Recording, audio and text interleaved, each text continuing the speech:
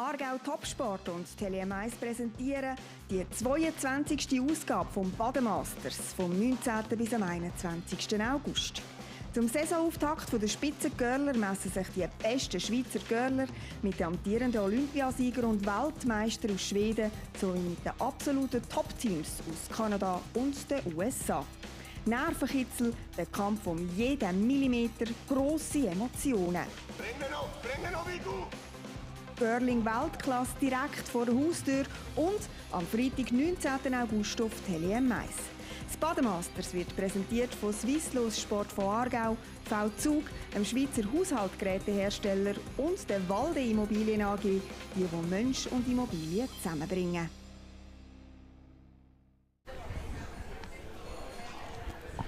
Good morning, Curling World.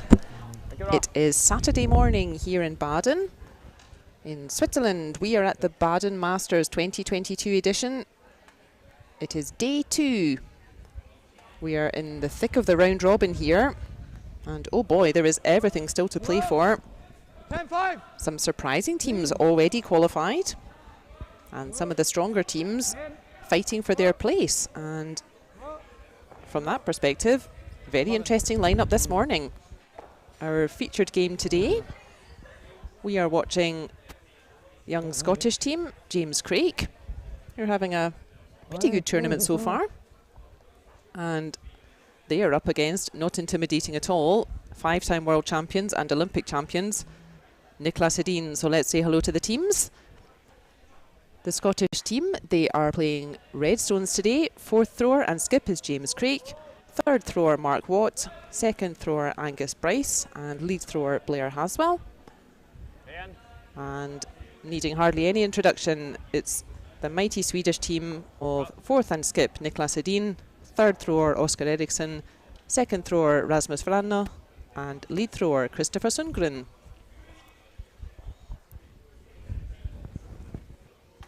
Now, viewer, typically you might be thinking to yourself, cool, like Niklas Edin, yeah, whatever. I guess they already qualified for quarterfinals. No, they haven't. They've had a very tough time of it. They got chased off the ice yesterday by young André Schnider's team from Switzerland. Real fighters, André Schnider's team. And then they also ended up losing their second game to Corey Dropkin's visiting team from the US. So Niklas Edin's team, they have 2 games left. We have 4 groups of 5 teams. So each of the teams play 4 games in this round robin. It is possible to qualify for quarterfinals with 2 wins and 2 losses, but it's tough stuff. So if we're going to see Niklas Edin's team later on this weekend, they not only need to win this game, but they need to win their final game in their final round, and that will be against Marco Hoesli. So life not getting any easier for the Olympic champions. And yeah, all we can say to that is it's just really difficult to play really well all the time. But we're of course always delighted to have the Olympic champions and living legends, the Edin rink. Always happy to have them here in Baden. And James Craik's team, in contrast, it's their first time here in Baden. 12-5. We're really happy to welcome our Scottish friends back again. We have 4 teams from Scotland here this weekend. The Scots teams haven't been able to travel much for the past couple of years with pandemic restrictions and so on. So we're delighted to have our Scottish friends back in the competition. Having a little bit mixed fortunes, the Scots, but James Craik's team doing pretty steadily so far. We saw them in our featured game yesterday morning, and they had a real super fight back against Corey Dropkin's US rink. And they had the middle round off, and then they had a good game against Marco Hoesli's team. But yeah, the Hoesli rink, very, very difficult to get past, so went all the way to the wire, but a loss for James Craik's team. But Craik's team on 1 win, 1 loss. They also have 2 games coming up today and still every chance to put themselves in the quarter-final.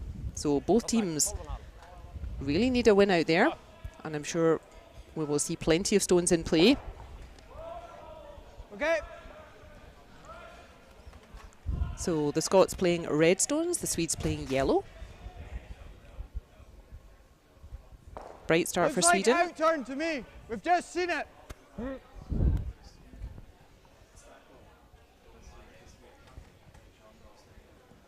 It's Scotland who have last stone advantage in this first end. You can see that little hammer just above Nicholas Edin's head on the scoreboard.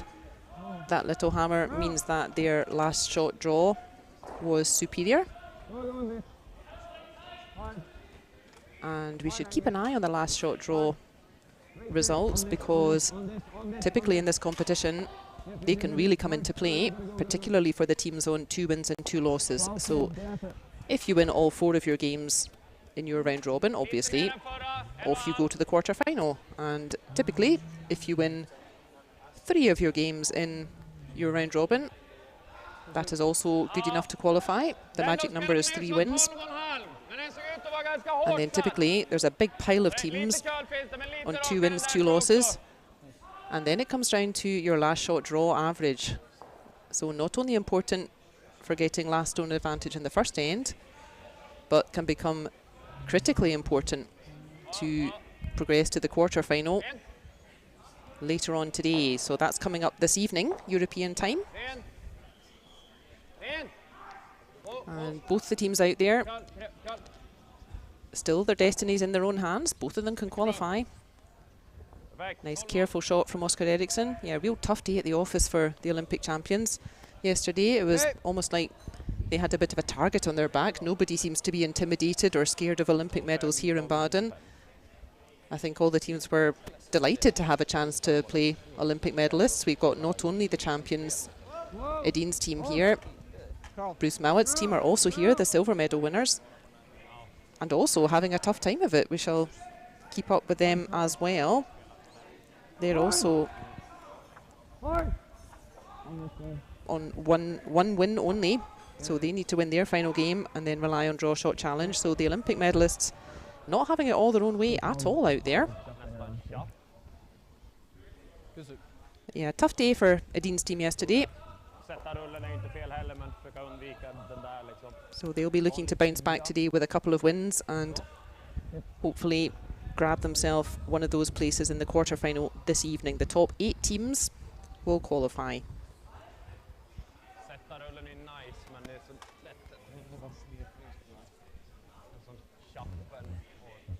And let's see who else is out there this morning.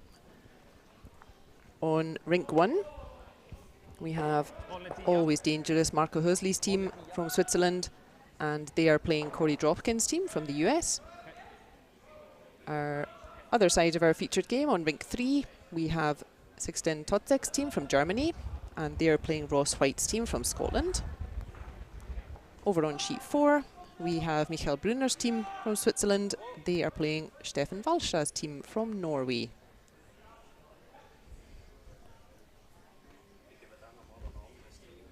And if you look back on the scores already this weekend, you can find all the scores and all the information about the teams on worldcurlingtour.org.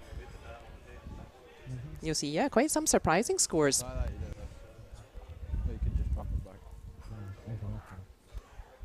But top of the pile right now, in terms of qualifications, the mighty Retornaz rink from Italy. We'll get to see them a bit later. They've won all 3 and pretty much guaranteed a place in the quarter-final already. Walter Goesgens rink from the Netherlands. Always dangerous, always very aggressive play from the Netherlands boys. They were first into the quarter-finals with 3 wins from them.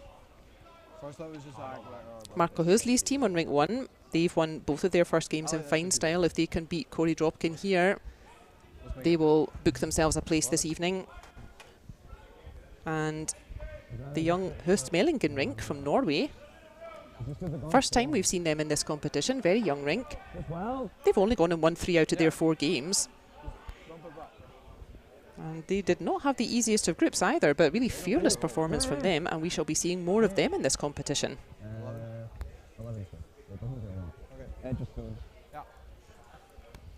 But in our featured game here, first end of Craik from Scotland against Olympic champions Edin from Sweden. And Sweden looking to be in control this first end, not letting Scotland build anything, not letting Scotland get stones in play.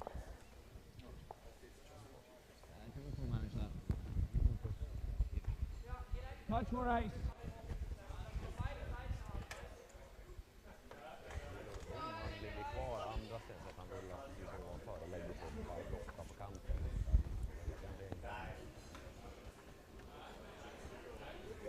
Whoa! Whoa! Carl! Carl! Whoa! Carl! First throw of the morning for James Craik. Clean! Whoa! And yeah, that's a lovely shot from him. We saw the Craik team yesterday. They got off to a bit of a slow start against Dropkin, but gosh, what a fight back. And came out the winners in the end. But I'm not sure a slow start against the Olympic champions will be quite so easy to get back from. But great start there from James Craik.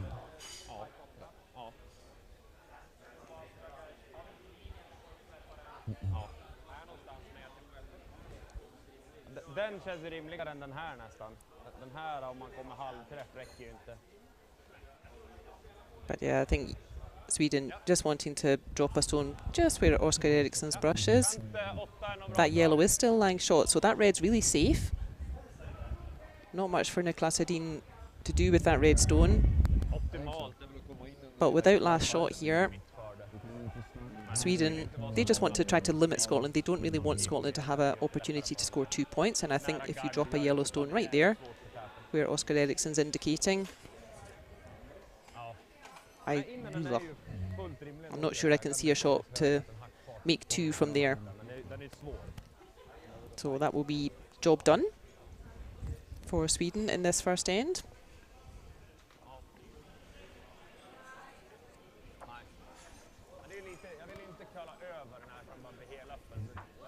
Risk för mycket is det här, men jag vill ändå sätta till det. Men som du säger, är en vid, då får vi släppa upp den högre i så fall. Å andra sidan, kant så får man ner framåt och sätta raka dubben in på heller.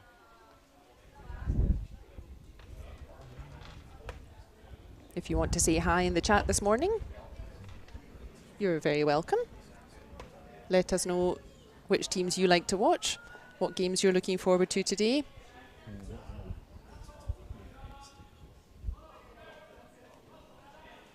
We have Superfan Michaela. She's always happy to watch a Edin game.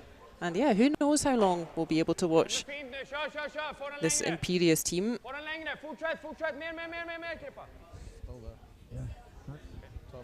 Good work from Edin. Possible for James Craik to come around on the clockwise handle, the other side. Difficult shot though, but may as well have a go at it. No risk to this shot, you're only ever losing 1 point even if it doesn't work. So let's see how much curl there is out there.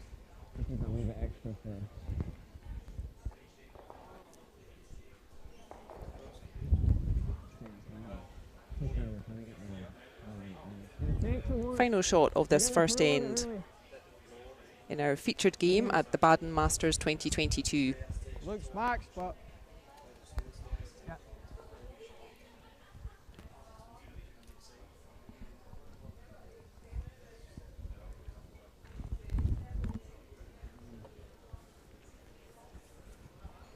tricky shot from James Craik this. He needs enough weight to move that yellow.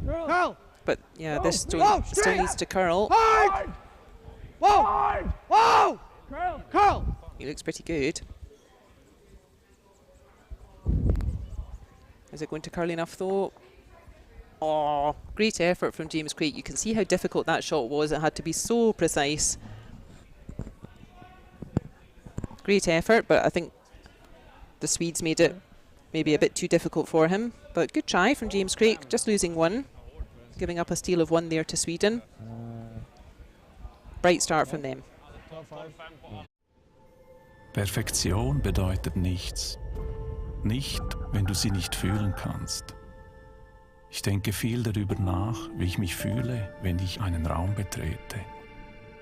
Stell dir vor, du betrittst deine Küche und spürst, dass dieser Ort wie für dich gemacht ist. Vielleicht wegen der klaren Linien oder der echten Materialien. Für mich ist das Perfektion.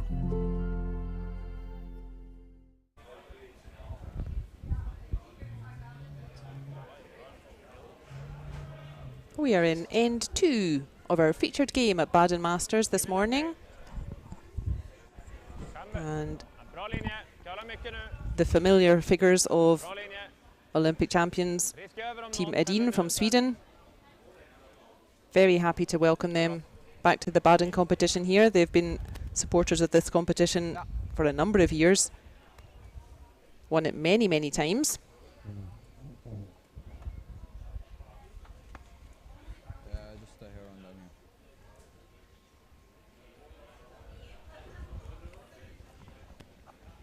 And they're up against Team James Craik from Scotland.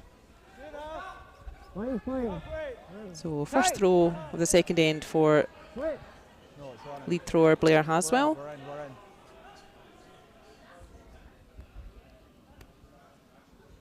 Oh, this looks a bit chunky, but it is going to stop.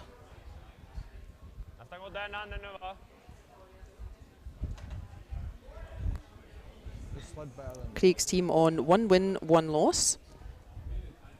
Edin's team on 2 losses from yesterday. So both teams urgently need a point here if they're going to have a chance to qualify later today. The magic number is 3 wins out of 4. We have 4 groups of 5 teams, so each team plays 4 games in the round robin. And if you win 3, that definitely qualifies you for quarterfinals. If you win 2, you're up against all the other teams who have won 2. And then it will go to draw shot challenge average. Yeah, I got 15. So well worth trying to win 3 games, but both of these teams, well, Craig's team, they can still win 3. Edin's team, if they win this and the next game, they will be on 2. So all to play for. No, you're not on it. Well, we're level with it. We're level with it. So we saw this a couple of times yesterday from Craig's team, but they put up the corner guard, but then they kind of get sucked into playing towards the centre. Not always able to bring that corner guard actually into play. So let's see how that works for them today. I wonder if they maybe need to switch it up a bit. And it takes good courage to throw up a corner guard and then swing a stone around that corner guard, because you know your opposition are going to be playing towards the centre. So the temptation is to perhaps play towards the centre before them, try to control that area.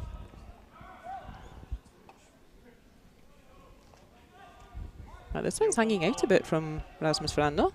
The weight looks not too bad, but yeah, that didn't really catch a curl at all. Look, the weight was spot on just about, but just stayed a little bit wide there. So that's a half shot from the Swedes there. You got 14 on there, it's just there. Yeah, and Scotland still ignoring that corner guard. Free guard zone is now over. There are 5 stones already in play, so they could start moving things around out front there. Tight! I'd love to go!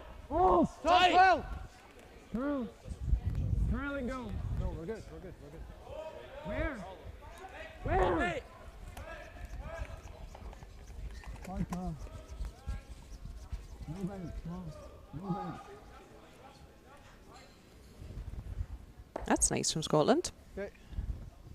Really nice, yeah, just setting up some angles there so they can potentially play onto that red later on, try and move the yellows around from there.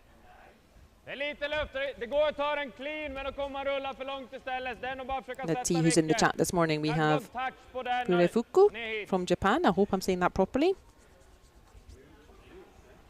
And they say good luck to both teams. Yeah. We have Youngglass again. I know Youngglass was also watching yesterday. We have Clock Basher. I think Clock lives in Scotland, don't you? So he's cheering for Team Craik.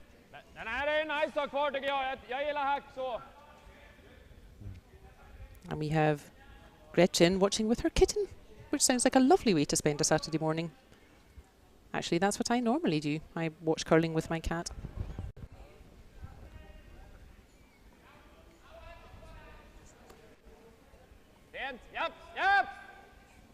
Then we have, it looks like another Japanese fan. I know Japan always take their supporting very seriously. A lot of good curling fans in Japan. But yeah, Scotland not making the most of that, and now they've lost that red out front. Still hanging around, but it's now behind the tee line.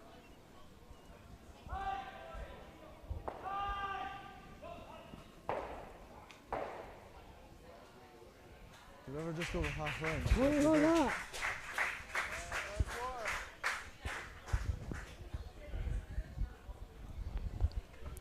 We've got busy club this morning. The past couple of years we've not been able to have folks at the club just watching the games here live, but all the restrictions are finished now. Like draw half round. No. So if you want to come watch some live curling here in Baden, there's space for you. So if they make the run, it halves it off almost. There are two Swiss teams out on the ice this morning. On sheet 1, there's Marco Hoesli. They picked up 1 against Corey Dropkin's US team. And over on sheet 4, it's Michael Brunner's team. And they lost 1 to Stefan Walstad's Norwegian team in the first end. Stop it! Michael Brunner, they were the winners last year when they played with Yannick Schwaller. And of course Schwaller now teamed up with Benoit Schwartz, Sven Michael, pardon me, and Pablo Lachat. We saw them yesterday. But Michael Brunner's team doing very well, thank you.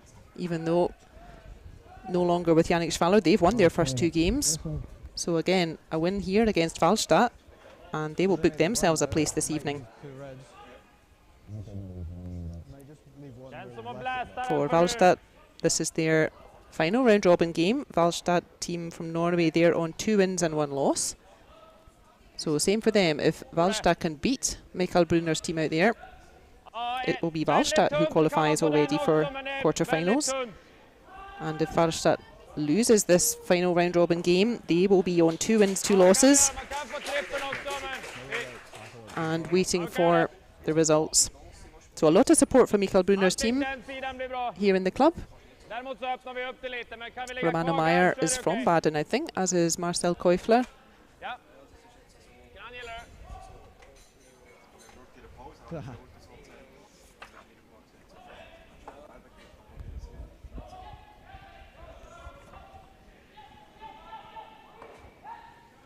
So big throw from Oscar Eriksson. Aiming yellow onto yellow onto yellow onto red. Just like that.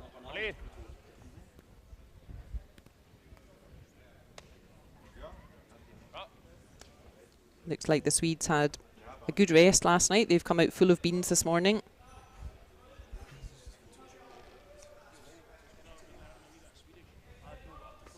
A game with Team Edin, always popular to watch.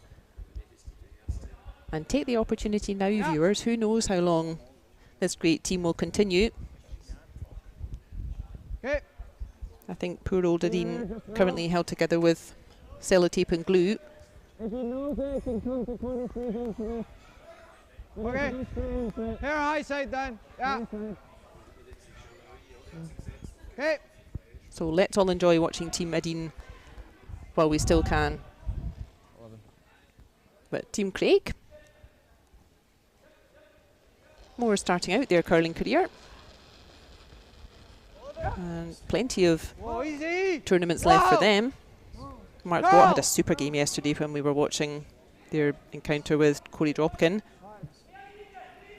So they're going to need a little bit of magic from Mark Watt again today.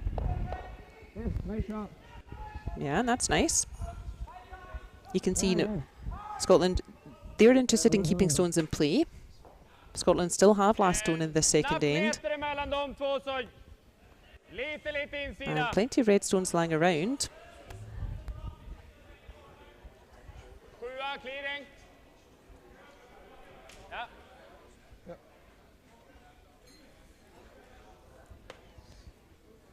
And Niklas Edin recognising the danger of those red stones, so we'll see a big weight from Oscar Eriksson.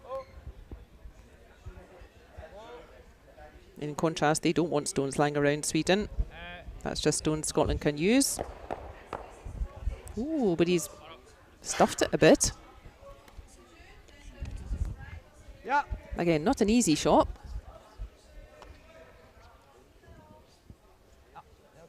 But he has left one of those reds lying around, and definitely access to that yellow. I think I like that for an idea, yep. I don't think you'll get another good chance at that.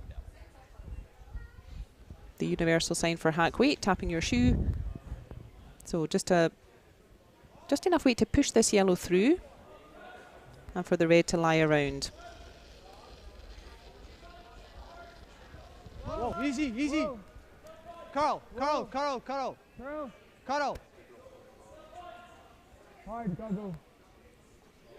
Hard. Huge sweep from Angus Bryce here, trying to catch the curl.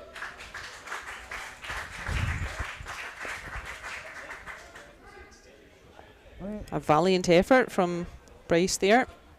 Hope he's had a big breakfast. So you can see it didn't quite curl as much as they wanted. They wanted to get more to the inside of that yellow and try to roll towards the centre.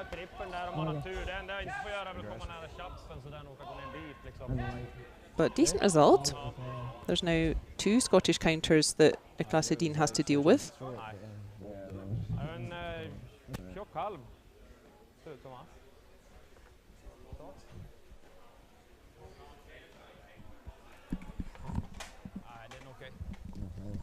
De ligger så nära varandra, jag tror många man har någon deci-träffbild och ändå sticka kvar gul. Så.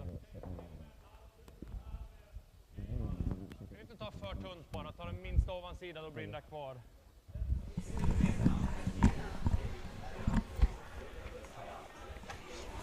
The angle's not too easy for Edin here. We know what kind of firepower he has.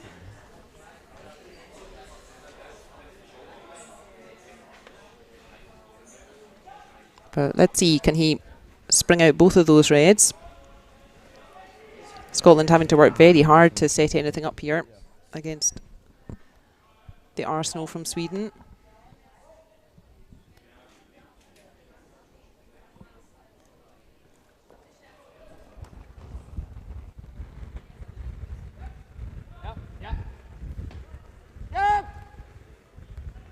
Big weight from Edin.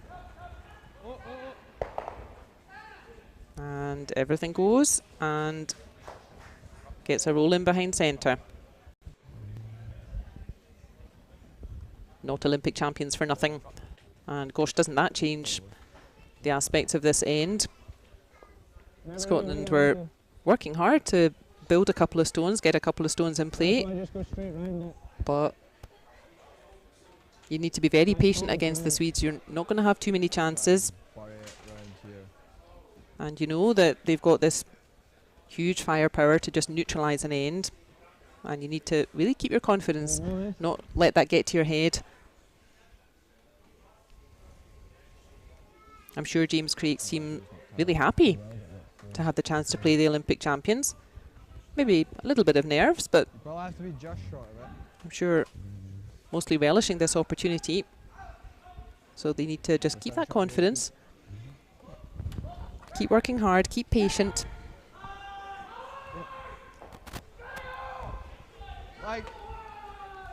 But a lot of pressure on James Craik to keep up with his counterpart Niklas Edin. but we saw some good clutch shots from James Craik yesterday.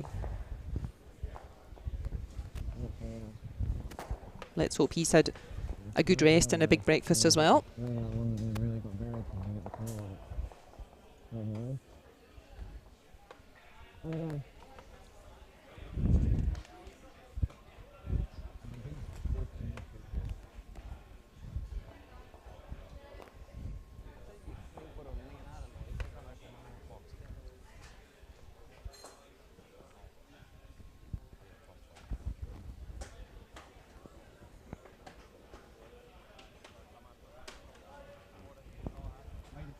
So first shot in the second end. It's Scotland with the last stone in the second end. So we need a good set-up stone here from James Craik.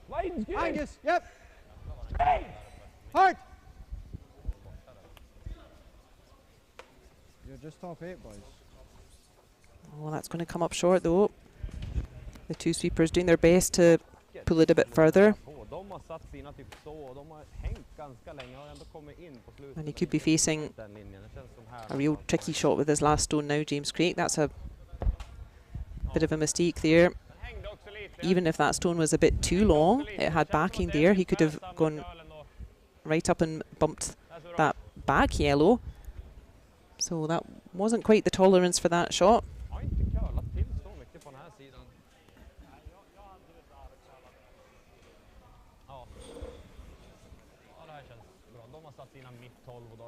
We have 5 rounds today. We had one at 8 o'clock this morning. This is our second round. We have 2 more rounds in the round robin after this, and then this evening we start into the quarter-finals. That's still all to play for. I think there are only 2 teams who can no longer qualify for quarters. Everybody else still in with a chance. 3 teams already qualified for quarter-finals. That's Goesgens from Netherlands. They were first in. The mighty Italian teams from Retornaz, they were quick to join them. And then a bit of a surprise, but wonderful to see the young Hoestmaelingen team from Norway. 3 wins out of 4 in the round robin. What a debut for them, and they booked their place in the quarter-final later. So last stone in the second end for Edin. Can he put pressure on James Craik? That's pretty much where he wanted it. He didn't really want that much further, or it would be an easier shot for James Craik. So just in that front 8 foot. That even maybe travelled on just a few centimetres more than they might have liked. So what we need to see from James Craik here, I think we'll see a fairly controlled weight. He needs this red to stick around as well. And he just wants to catch the inside of that stone and roll a couple of centimetres towards the centre.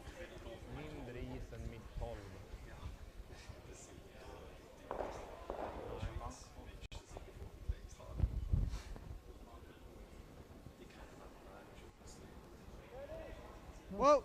Clean. Clean. Clean! Yep. Whoa! Whoa. Yep! Whoa. Clean! Yep! The sweeping calls sound Clean. encouraging. Yes, no, keep clean, keep it clean. And I think that's exactly what he was looking for, just like that. Again, really good pressure shot from James Craik there. He was playing against 3 Swedish counters, and if that had gone wrong, Sweden would be getting quite a jump on the Scots there. So really well played from James Craik. Big pressure shot there, well done. So let's take a look at where we are in the standings. Pool A, so they're not on the ice just now, but as we said, Goesgens, first team to book their place in the quarter-final, and look at that for their draw shot challenge. Very tidy there as well. Schwaller, they have 1 more game to go, but in a strong position. They've won 2 out of 3.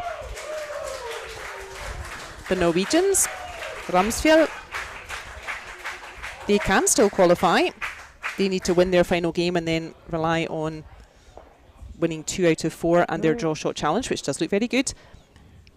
Iseli, I think they can also finish up on 2 wins. They'll have a tough game this afternoon. And Mouat, unexpectedly in 5th place there. You can see those 3 teams on Just the one win, but yeah, all those 3 teams can make it to 2 wins and then cross their fingers and hope they have a good draw shot challenge. So that's how it stands in Pool A.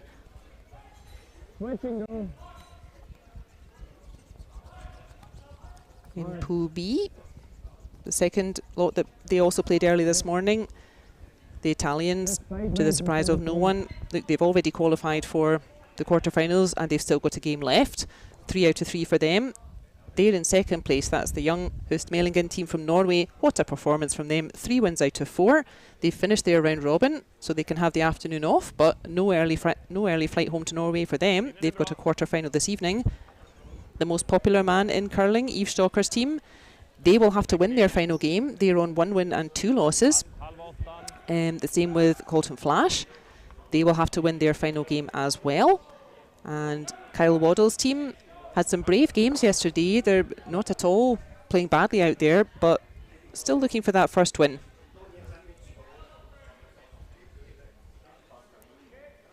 Pool C, this is the game we're watching out on the ice.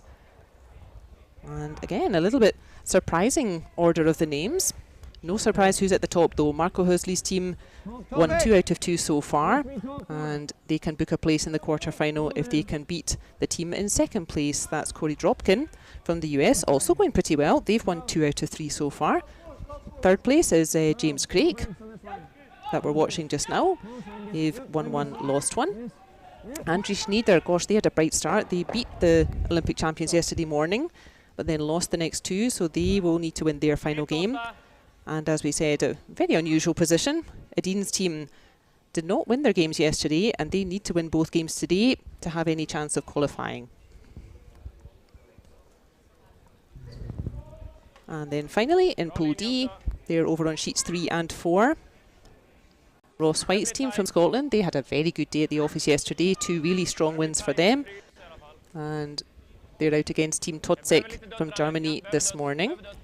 Team Walstad from Norway, also on 2 and 1. If they can get a win here, they will book a place in the semi-final, but they have to get past the team in third place, Michael Brunner. They have won 2 out of 2, and also looking pretty handy so far. Team Totzek, they will have to win both their games today, and then rely on having 2 wins. They're up against Ross Whyte just now, and young Team Jermann.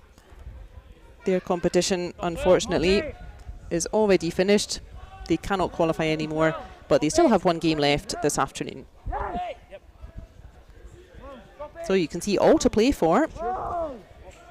We have a couple of rounds left in the round robin, and most of the teams, 18 out of 20 teams, can still qualify for quarterfinals, which we love to see.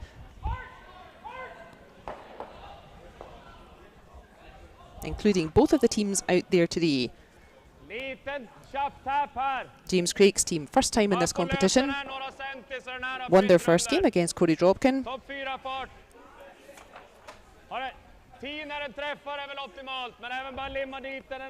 Lost their second game against the deadly Hoesli team from Glarus. Good game they had though, and yeah, I think they'll feel fairly confident going into this game. They know that Edin's team had a bit of a tough day yesterday. So if you're ever going to get a win over the Olympic champions, maybe today's their day.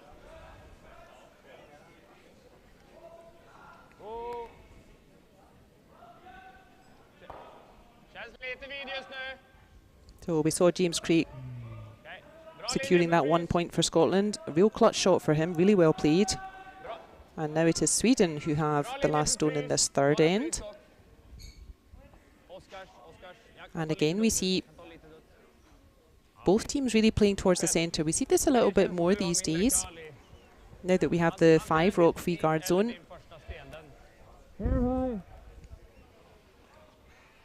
You do still see the teams putting out corner guards if they're really having to be aggressive, but neither team needs to be aggressive right now. It's only the third end. The scores are tied. Keep it simple for the time being. But Scotland getting a little bit concerned about all these Swedish stones lying around. Oh, I think they were just hoping to drive that red back into the pile, and then they would spring out that back yellow. But that's fine from Angus Bryce. He's moved that guard out front, and that gives access now to all those yellows in the house. So what does Edin do? Does he want to start moving things around? Or does he want to maybe replace a guard?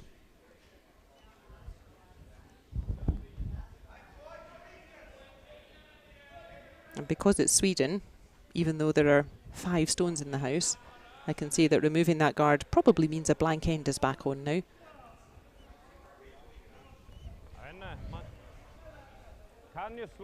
I've seen Niklas Edin move 7 stones with 2 shots. So even though there's a lot of granite there just now, that can disappear quickly, viewer.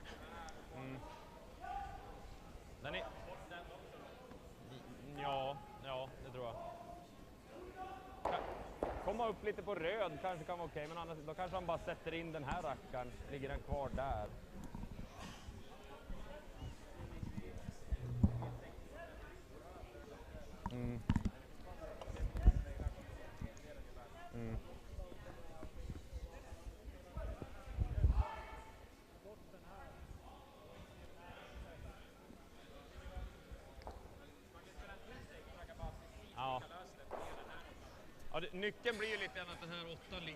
Sweden do have 3 counters in there, so there could be good opportunity in this end to score more than 1.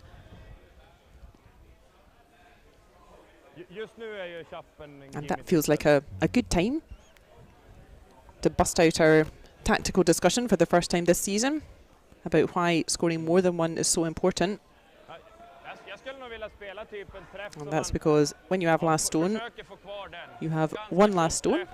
And as we saw James Craik do beautifully in that second end, you have 1 chance to play your 1 last stone, therefore scoring 1 point is relatively straightforward.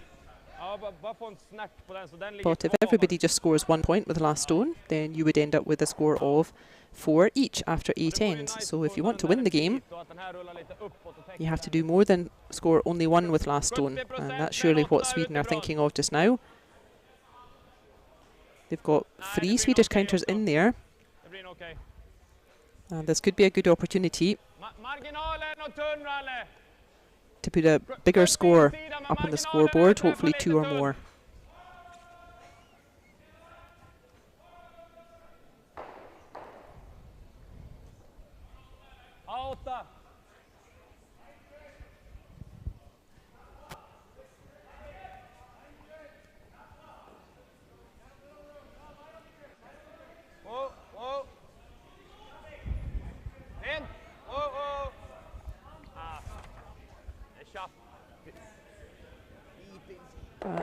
But just hanging out again, a couple of Rasmus Fernando's stones not quite finding the curl, but it does remove 1 of the Scottish stones. Still have 3 Swedish stones, but quite a target for Scotland to start springing out as many as they can now.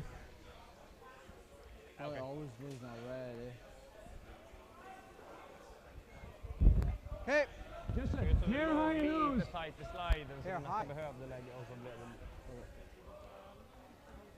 If you haven't watched the Olympic final, viewers, I fully recommend you do so. It is available on YouTube. Superb game, and Rasmus Fernando for me.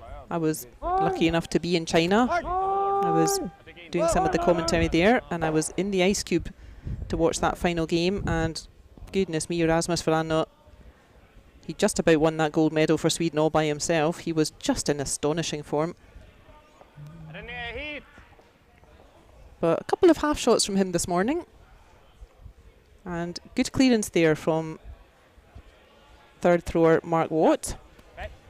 And now we're just down to 1 Swedish counter in the house, and we may now see a little more conservative approach. Let's see how this shot works. Again, Sweden still trying to build something. They want to remove that Scottish stone and keep their Swedish counter in play. Try and make it hard for Scotland to get a double takeout. And then still opportunities to score 2.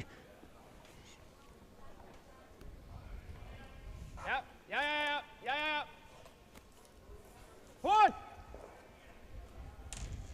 Yep. So gentle weight from Oscar Eriksson. They really want to control that, and they've controlled it perfectly. Oh, 10:45. Okay. Yeah. Difficult for Scotland to make a double takeout here. I think what they're doing is they want to hit that one just next to James Craik's brush, and they want to roll right in front of that yellow in the centre. Whoa, off. So at the moment, Sweden still Oh! in a good position to try to put 2 points on the board. And all Scotland can do is really try to make that as hard as possible. They don't quite get the roll they wanted there. And I think we shall see copy-paste from Sweden. Just gentle weight to remove that red and roll all the way away. Just like that. Kan spela lite mer fart än normal eller något. Även om du rullar ut hit så är det en halvträff. Vilka hit någonstans vore optimalt? Du är det spela 8 till och med.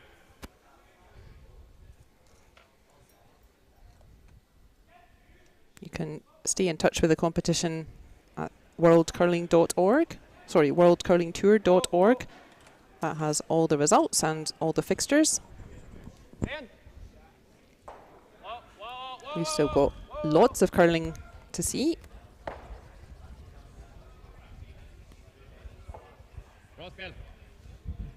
So those stones are a little closer together this time. Maybe possible now for James Craik to play a double. He doesn't seem to be looking at it though.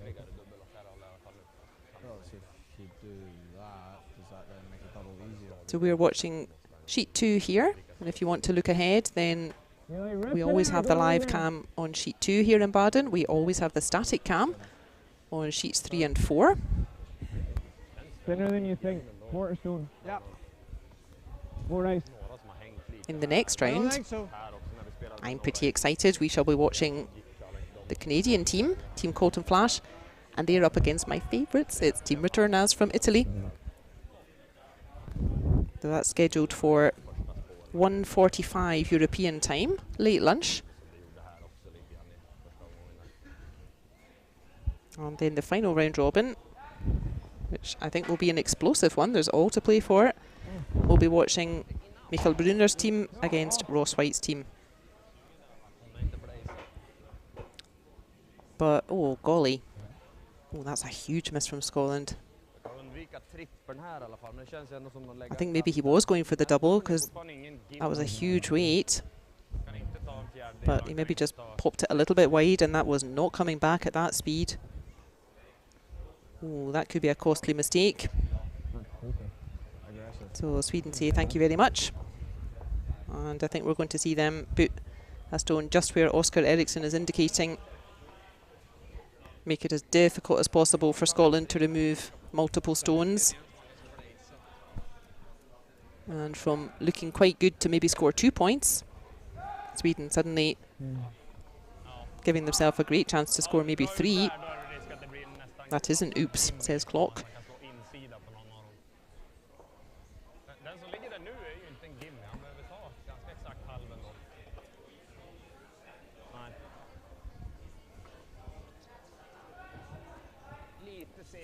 If you're playing at the club viewer, always concentrate on being accurate before being heavy. Rather play a little bit less weight, but make sure you're on the brush. And particularly the junior boys, they love throwing it as hard as they can, but you better have that under control. First thought was make the double. First thought was make the double.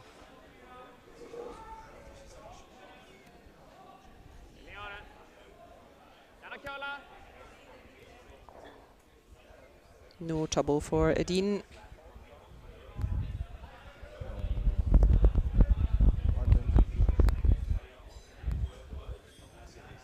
James Craik trying to sweep it back, but just the right weight from Edin. So I think probably just trying the same again. Either maybe bring the brush in a little bit so that if the stone is travelling very straight, then you'll still make the connection. or maybe just bring the weight down a little bit. But as I said, I can see why he wanted a big weight. He really wanted to get the double, and he could really use a good double now.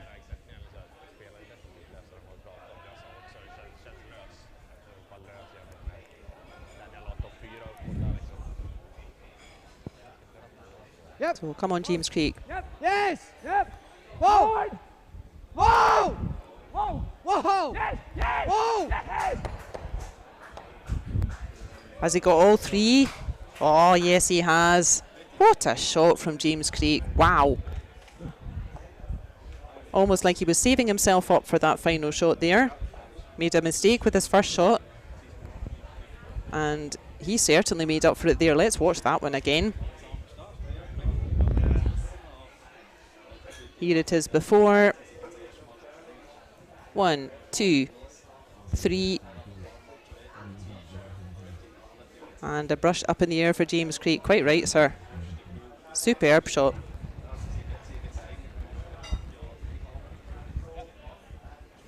So Sweden will be a little bit disappointed that they're now just more or less going for a blank. They were looking very good for a good score there until that huge triple takeout from James Craik. What a save from him.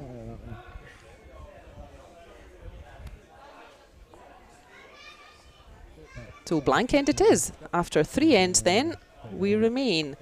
It is 1 each. James Craik from Scotland against Niklas Edin from Sweden.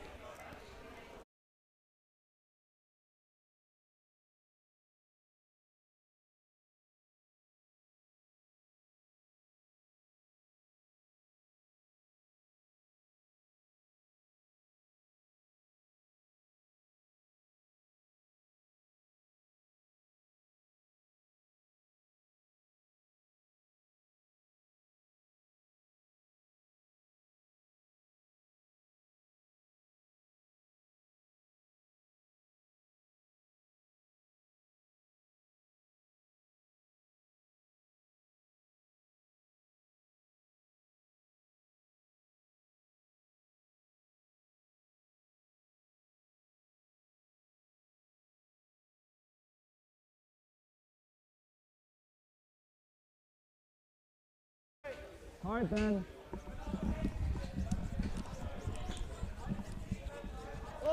Line's good. Oh, yeah. Halfway. Turn out. Now you're looking.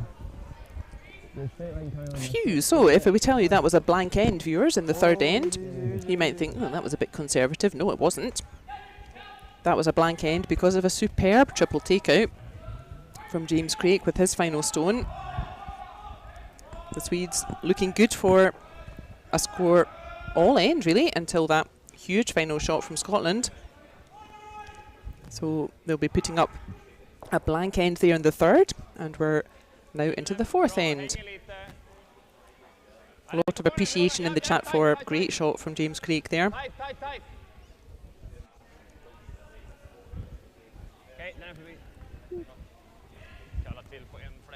So Sweden just need to,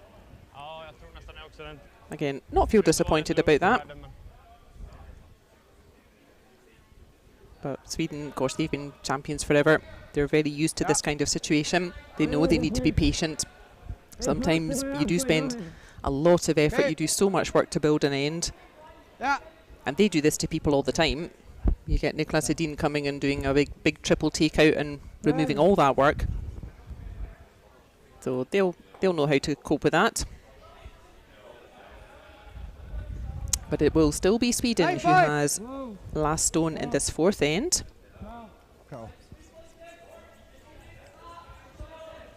And Blair Haswell being asked to play a raise takeout already. Oh, very close. But neither one nor the other, actually. He didn't quite get the raise, and because he was so close to getting it, he's also left a bit of a guard out front.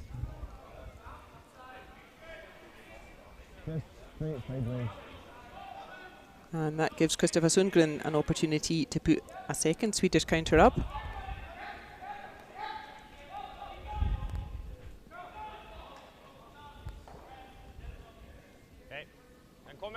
långt ut och så behöver stanna ganska nära 10. Ja, precis They här want it bakom. just where Edin's brush is. Nice. 14-5 Very nice. på den här. Pull.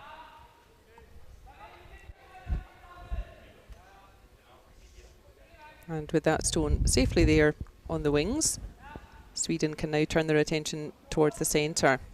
So now we shall see a bit of a battle for control towards the centre of the ice. Angus Bryce with 5. his first stone in this fourth end. 12. Oscar, put the score up for us. 12. Terrific. Hard. Pull it. Yeah, good shot. Shot. Nice from Scotland.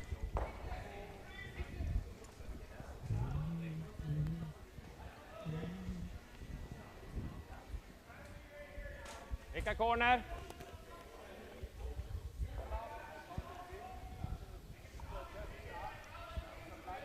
Åtta.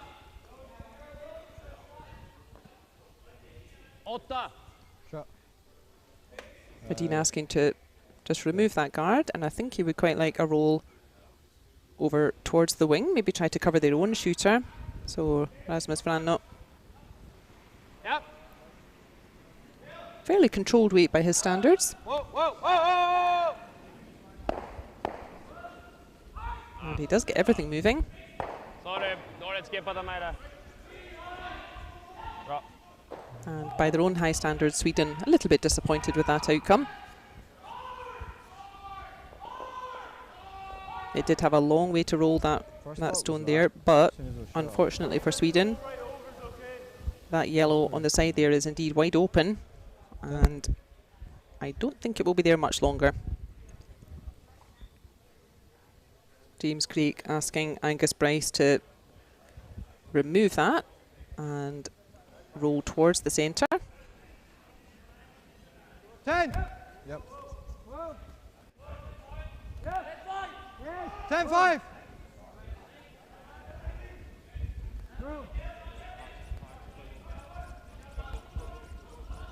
No trouble removing the yellow. Are they going to get a bit of a roll? They do. Really nice shot from Angus Bryce, pardon me. Bajta 10, okej också. Vi har It is lite behind vinkel. T, so there is a bit of space for Sweden to sneak a shot round there and use that as backing.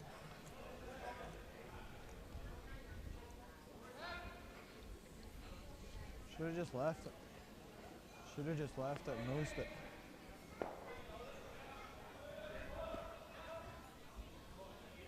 Let's see what's going on around the rink. So over on sheet 1, Ja, börjar bli tight. they are Right. also in their fourth end, and after 3 ends, the score is 3-1 to Corey Dropkin's US team over Marco Hoesli's Swiss team. Did you get on that? On sheet Visst, jag 3, kör Logge. Ja. Den är very bra. close game. After 3 ends, it is 2-0. Sixten Todzek's German team over Ross Whyte's Scotland team.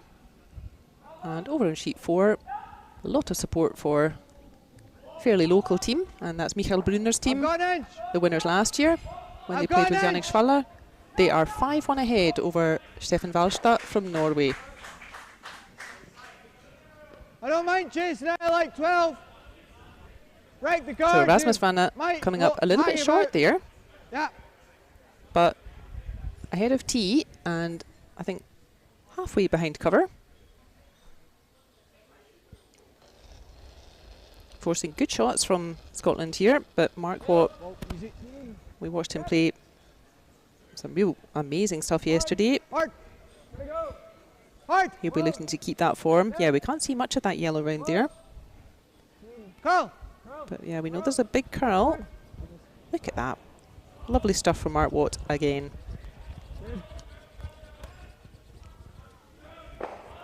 And very spinny, that stone, so it's just going to spin itself back in towards that back line there. And this is good from Scotland, actually. Sweden have last stone here in the fourth end, and all those Scottish counters lying around, that's putting pressure on Sweden. Sweden may not have the chance to blank this fourth end because of all the Scottish stones lying around. So this is really good stuff from Scotland. Tight. Tight. Tight. Tight, tight, tight, tight. Järnet. This looks like it's maybe coming up a little bit short as well. In fact, it's going to touch the guard there. Yeah. So this is good to see from Scotland. They could also just remove those guards, just bring the game into the house. But good for them, saying, no, let's play the aggressive one. Let's put a fourth Scotland stone in there and really force the issue with Sweden.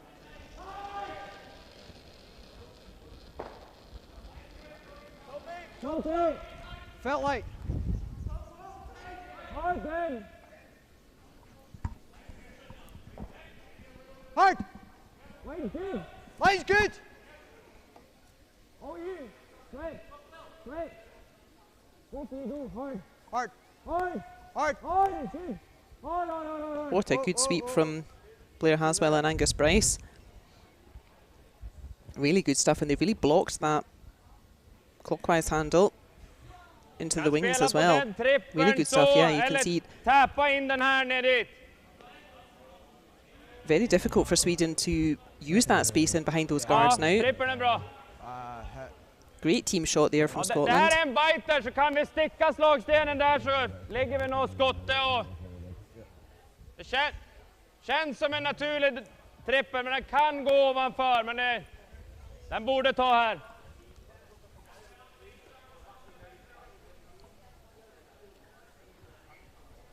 Ja, det känns som ett 35 ungefär för att ta den här. Ja, innan funkar nog bättre. Ja. Så. Ja, 35 borde vara bra. Kanske något tjockare än 35, men... Edin's team having a tough start yesterday. They lost their games yesterday. They can still qualify if they win this game and the next game. They can still qualify, but they will be relying on draw shot challenge. So let's hope they're doing well in that. Their final game, though, is against Marco Hoesli.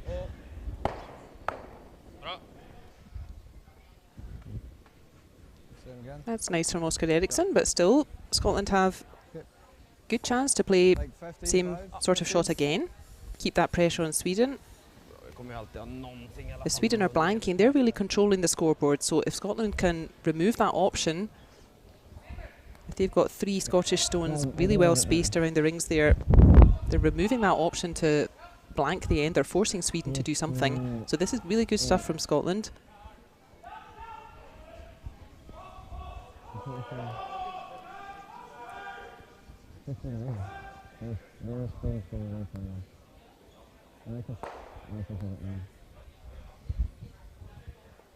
Although it looks like, I'm just looking over on sheet 1 where Hoesli team is playing, and it looks like brother Philip Hoesli is not there this morning. I know sometimes that some of the boys, they have exams at this time, I think, if they're still doing their studies. So maybe Philip Hoesli has a maths exam this morning or something. Line. I will check. Hard line. He was definitely here yesterday, so I'm pretty sure he's not Well injured. Line's good. Whoa. Whoa then. First shot for James Craik in this fourth end. You're heavy. Scotland doing really nicely in this end, putting pressure on Sweden. No, you just have to stop. Okay. And that's gone a little bit further in. Scotland ideally would have preferred that shot a little bit closer to the front rings, more like Mark Watt had played before. You can see now it's a bit easier for Edin to just follow that stone from James Craik and try and sit one right on top of it. But still, this is still good tactics from Scotland. They're really forcing the issue with Sweden. They're not letting Sweden just rip all the stones and get another blank end.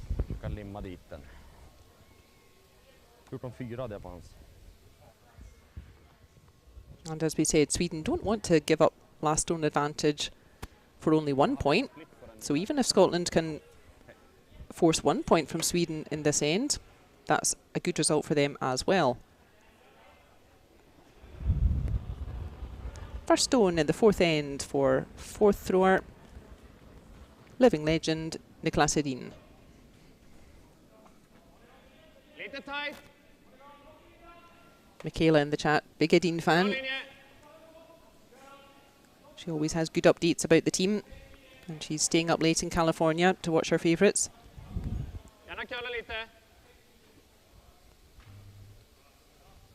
Perfectly done from Edin. Could not have placed that much better. Nice.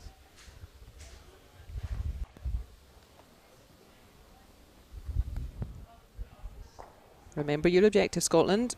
-1 point is fine for you here. One Swedish shot. That's okay. Tango just passed it. Then he just plays the same draw and just bumps it back. Yeah. But how do you do it? So Niklas Edin already has that yellow really nicely locked onto that red. There's not the right access that you would need to move that yellow. You won't be able to curl around the guards enough to punch that yellow towards the top of our screen as we're looking at it. So where do you put your next red to try to stop Edin scoring 2 from here? I think this is the easy shot. We can lose this one, lose that, and we can try that for the blank, but if we ever get the steal in the even end, it's good. I think you'd be unlucky to stuff both of them. I like it. Yeah. A bold call from Scotland. They reckon they can see enough of that stone to play the double takeout. They don't mind sacrificing that back red. It's really not hard. So I think it's the yellow out front there. Punch that back and spray the whole lot out. He just got a triple takeout, James Craik.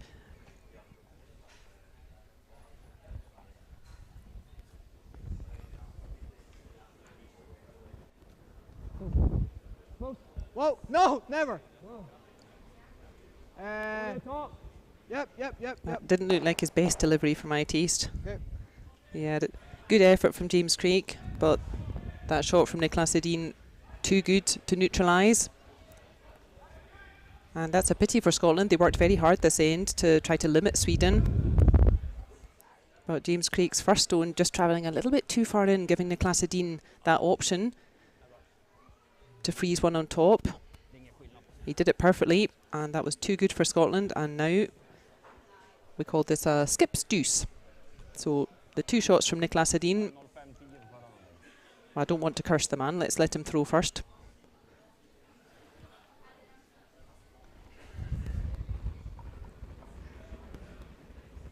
Last stone of the fourth end for Niklas Edin. He needs to touch the 8 foot, the white circle. He's got his own stone for backing if he needs it.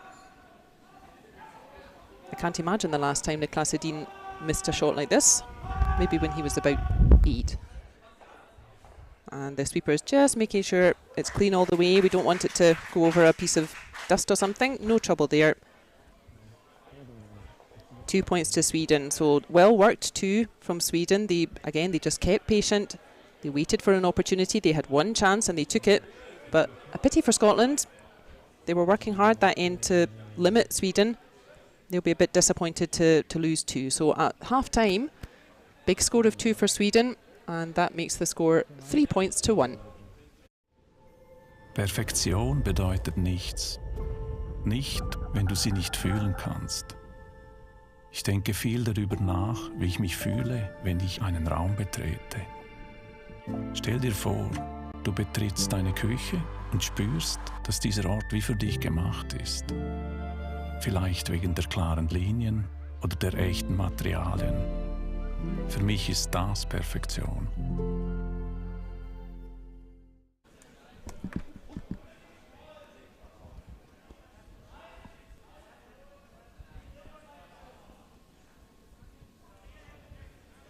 Bra linje nu. Bra linje. Lite risk över. Det kan vara den här stenen också. Det ser ut som en...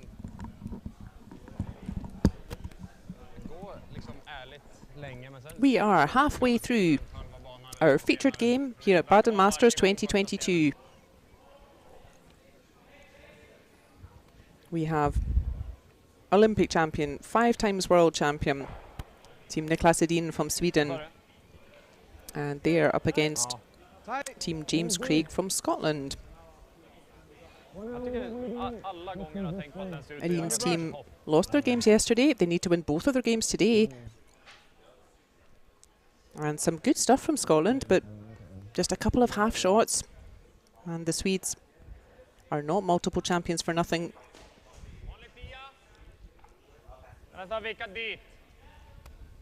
So Scotland can just keep doing what they're doing, and just a couple of critical key shots. Just a little bit more precise with their stone placement, so important at this level. Still have a chance. Craik's team won their first game yesterday against our visitors from the US, Dropkin. Lost their second game to Marco Hoesli. So Craik team also have another game after this, and they can still get to 2 wins, and then you go in the big pile of teams with 2 wins, and it all comes down to draw shot challenge. So both teams would really rather win this game rather than depending on draw shot challenge later. And it's Scotland who now have last on advantage back in this 5th end.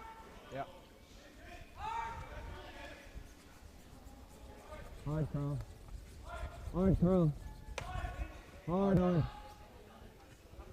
Good.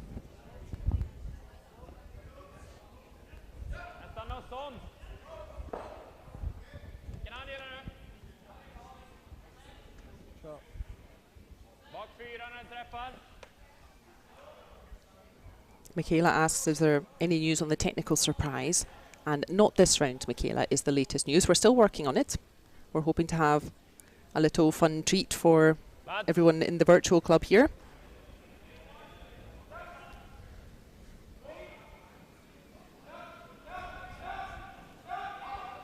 Bara curla det så vi inte tryck.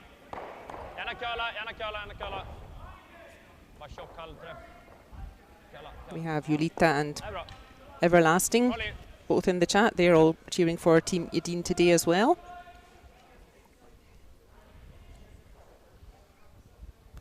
Yeah.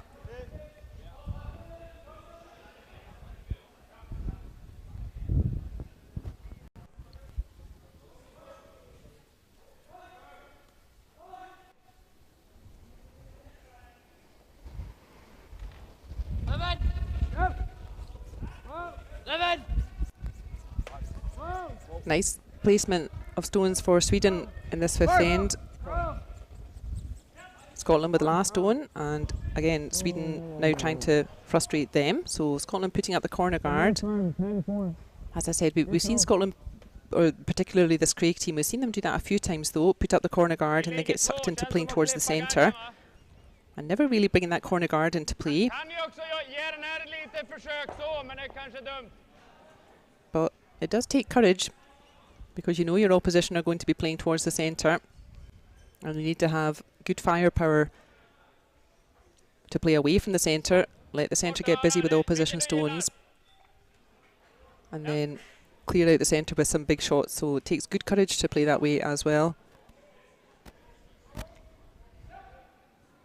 But yeah, that guard out there, that nice corner guard from Blair Haswell, that's the only stone that can hurt Sweden really at the moment.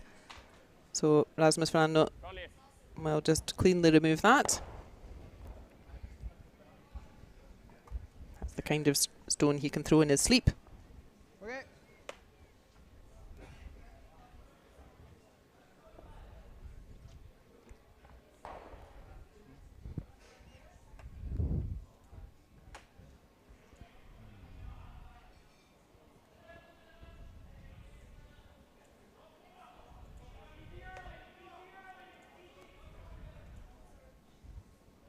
Line 5. Yeah. 12. Yep. 12. Hard. Hard. Hard. Hard. Hard. Well, we do seem to have a spammer in the chat. That's not who we want. We'll try and remove those. When we say everyone's welcome in the virtual club, except spammers. Man behöver ta där, det är lite risk att den bara spinner och kommer gå under. Kanske bara chappa här för nu, men... I think so, but I also think you threw it like... Chappen, vilka de minsta inåt, då kommer den här vara automatisk. 10.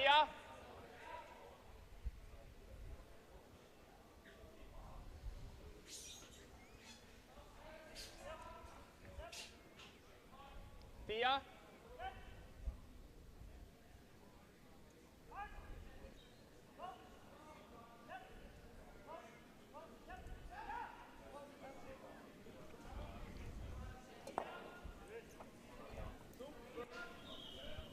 Oh, plats. Sweden then just wanting to remove that open red Kommer nu, rent. and hang around themselves. Bra. They do. That's nicely done from Oscar Eriksson. So actually that yellow is currently shot. Yeah. So we will see same kind of idea from Scotland. 11.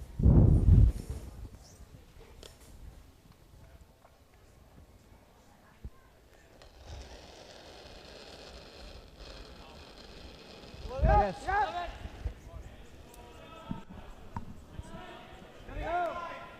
Yes! Hard! Big sweep from Angus Bryce there to keep it online. He's done a super job. Scotland now line 2. Den är dryg att gå på och missa. Inte vänta för länge heller. Mm. 2 options here. Oscar suggesting same kind of thing. Nej. Hit that Scottish stone on the left of our screen and try to roll in towards the centre, or you can take a run at that front yellow, and then definitely the red on the right hand side is going.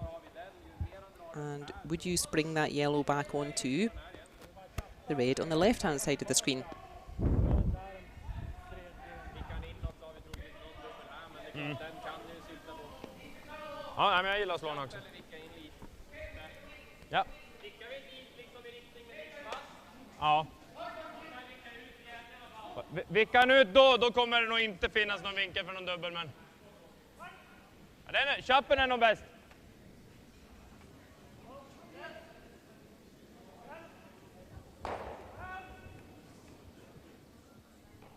Samma fart.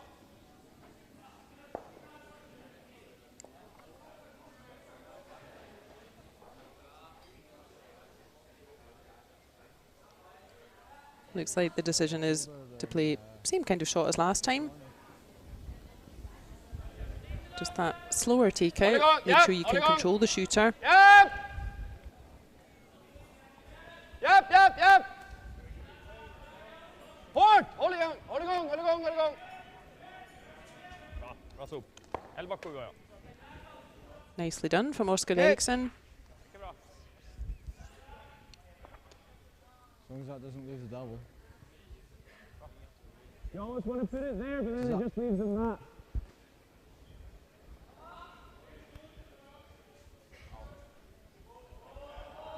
Yeah. Okay.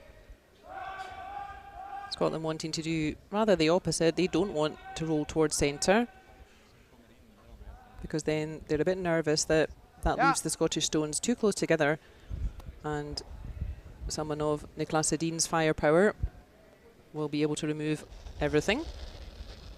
So we'll see a similar kind of weight here from Mark Watt. Off. Clean. But they want to roll just a little bit away from the centre.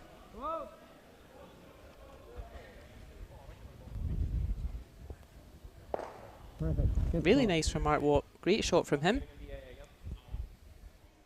Den är ju lite semi-tunn. Ta halvträff. No easy double there for Sweden. Man kanske får en touch, men jag behöver nog tunnare än det i alla fall.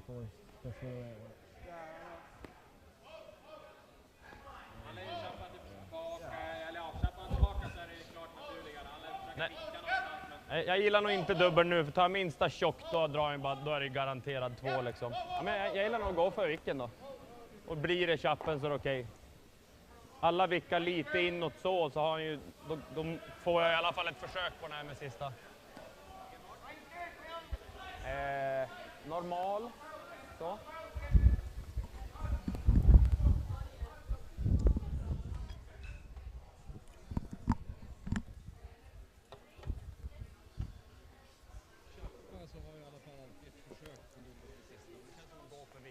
Scotland giving themselves a chance here to score 2 right back.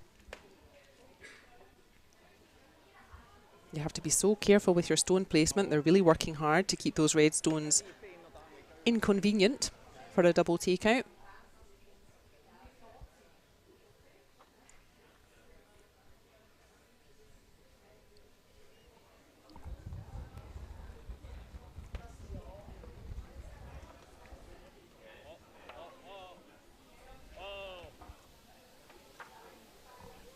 Everybody standing off that, and it's another Swedish stone that just hasn't caught the curl at all. That's a rare mistake from Edin.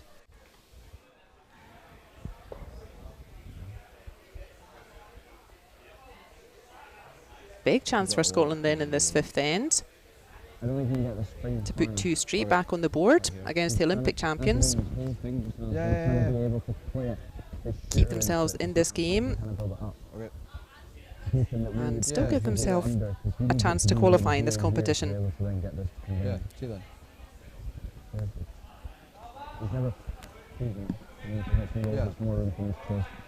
T-line. Just back forward, T-line.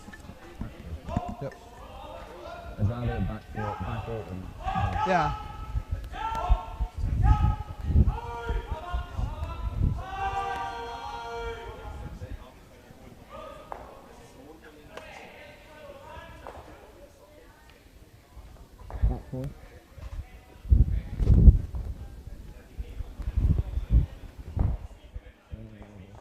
Scotland just want to replace that then. Make sure they're lying 2 after this shot. Make sure there isn't a easy double for Niklas Edin. 2 points on the board, please. So first things first, we need to replace this stone. Make sure that Gotta be T-line. we're lying 2 Back red. forward's okay. Rim. Line's good. Sweepers seem You have to happy be with T-line. it. Just helping Back it forward's okay. on its way now. Whoa. Wait, no, wait's okay. And he's got that spot on there. 2 reds right across the house from each other.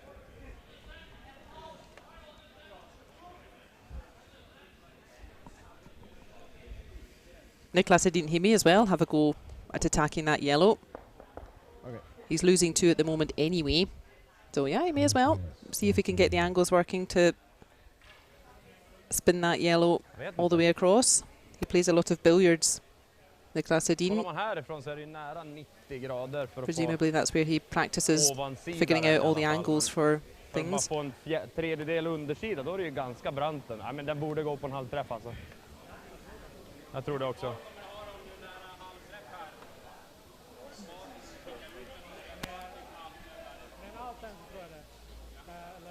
Jag tror inte att innen är bättre då för att få en flackare. Alltså fart kommer ni alltid ha. Ja, alltså innen känns som vi behöver träffa något tjockare för att den ska vara tillräckligt bra. Tror jag. Alltså, den kommer ju bara ta. The other option would be to remove that red just played by James Craik and try and roll in behind those 2 in the front.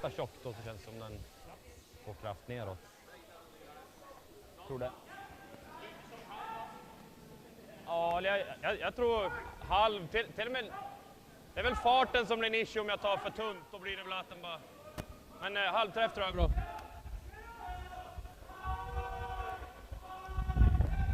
But the big angled shot it is. That's more fun for us viewers as well. Although my heart will break a bit for Scotland if he gets this. They really played this end perfectly so far, Scotland. Ja, bara lite för tjock att en risk att gå under, men samtidigt för tunt så är det risk att farten, att den bara dör i första träffen. Ja. Ja, men jag tror lite extra på halvträffen är bra. En centimeter bara.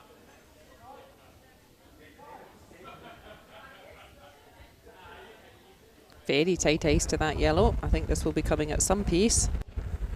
Huge shove from Edin.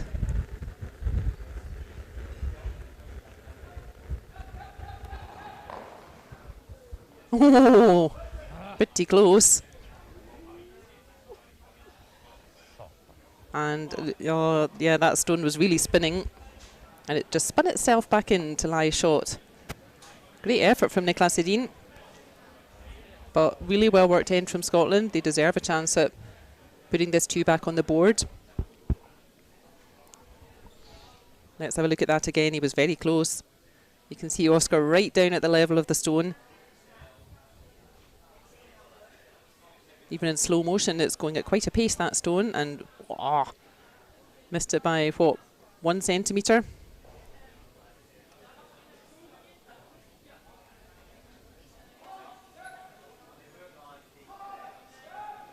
And I imagine we'll be playing barrier weight. That's the Scottish word for board weight if you're Canadian, or slow takeouts if you're everyone else. Clean. You're good. You're good. You just need to clean it. Always clean. That's always a happy command when you're sweeping. Great stuff from James Craik. 8 for 8 stones from Scotland, and their result is a very hard worked 2 points on the board. Good for them. So scores are back level after 5 ends. It is 3 points each.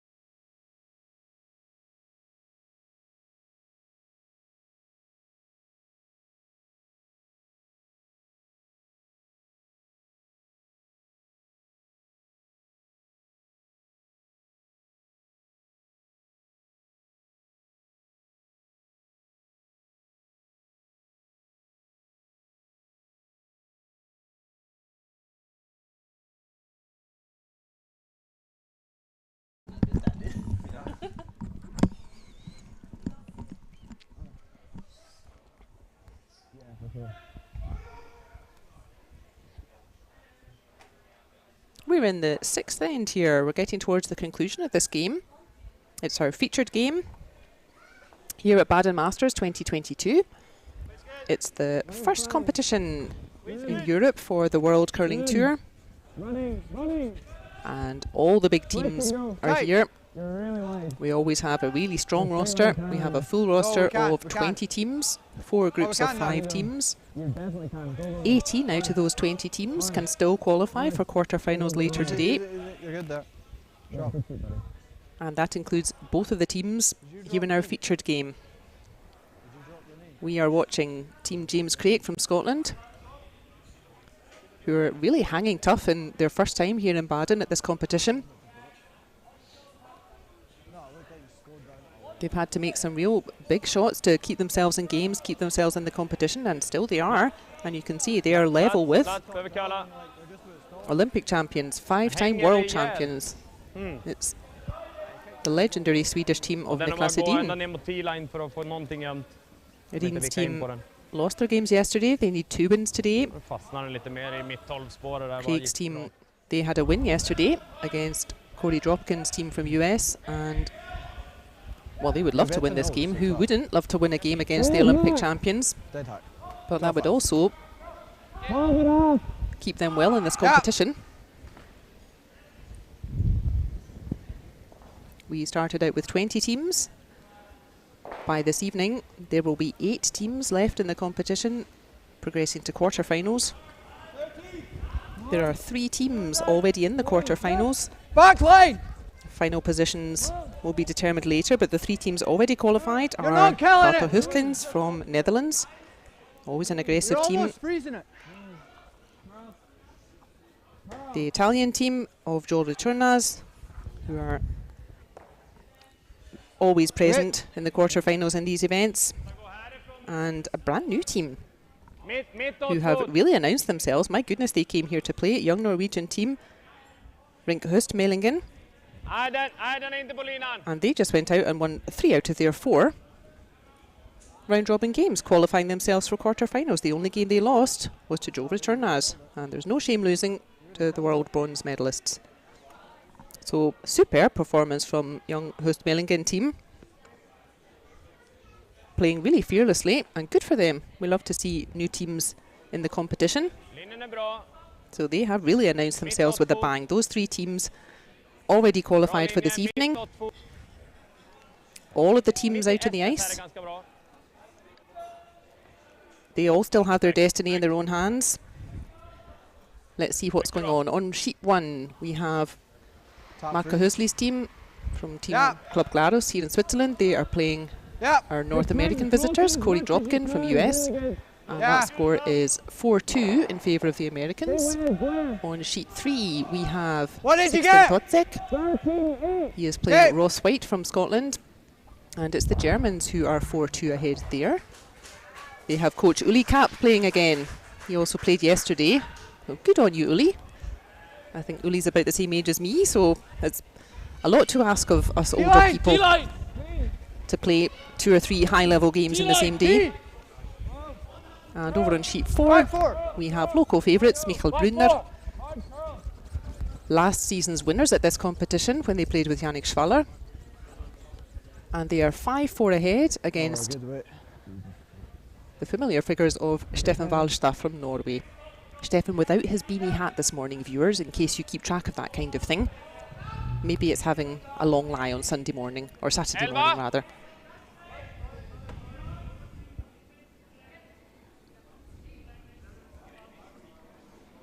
Back in our featured game, we're in the 6th end. It is Sweden who have last stone now.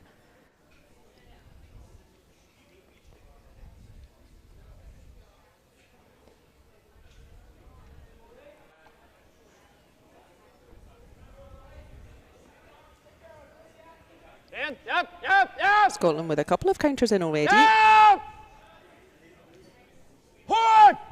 And this is the way to beat the Swedish team. They're such big hitters that you really have to get stones in play, junk it up, force the issue.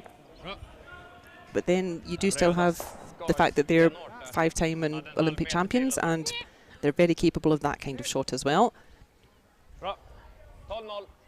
Yeah, let's see that again. Lovely angle. They don't really need the double takeout here. He just wants to get that yellow safely in there, which he does. But definitely a chance for Scotland to block that yellow in. So let's remember what our objectives will be for this 6th end. Angus Bryce not being asked for a big weight here. Scotland's objective is to stop Sweden scoring big here. If Sweden score 1, that's okay. Then Scotland will have last zone advantage again in the 7th end. And that's why Angus Bryce has been asked for this, and Angus Bryce has just thrown a peach. Really nice shot from him.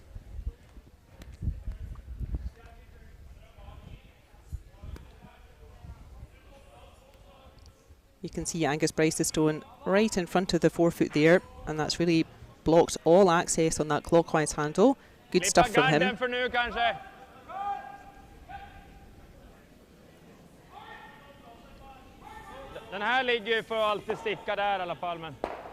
-1 is fine enough for Scotland here. What they don't want is to give up 2, and of course Sweden, they want completely the reverse. Sweden really want to pick up 2 points here with last stone. In the 6th end, we only play 8 ends here. A big 2 in the 6th end would really help Sweden out. So they're going to have to Yeah, start clearing a bit of space there. This is good placement from Scotland. You're not going to out-hit the Swedish team, so you need to outplace them a bit. Bara något mer än förra rally. Blir det bara vicken så är det fine. Så länge vi vickar bort från centrum så. Vad gillar du för is?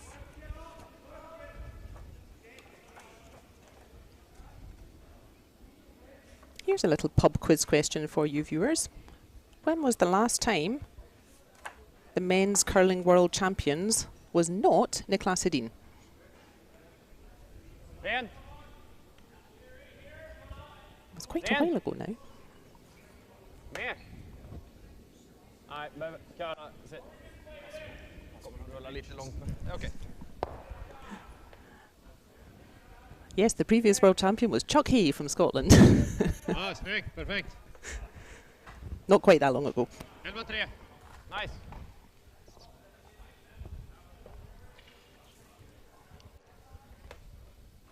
I think so. Guard! Can you make the Mark double Watt suggesting off this right simply a one? guard. Just replace that stone. And yeah, that seems like a sensible idea. Probably not.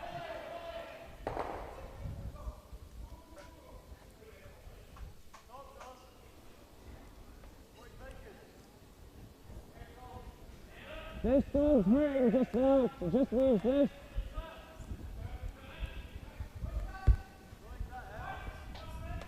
Feel like it hinders us.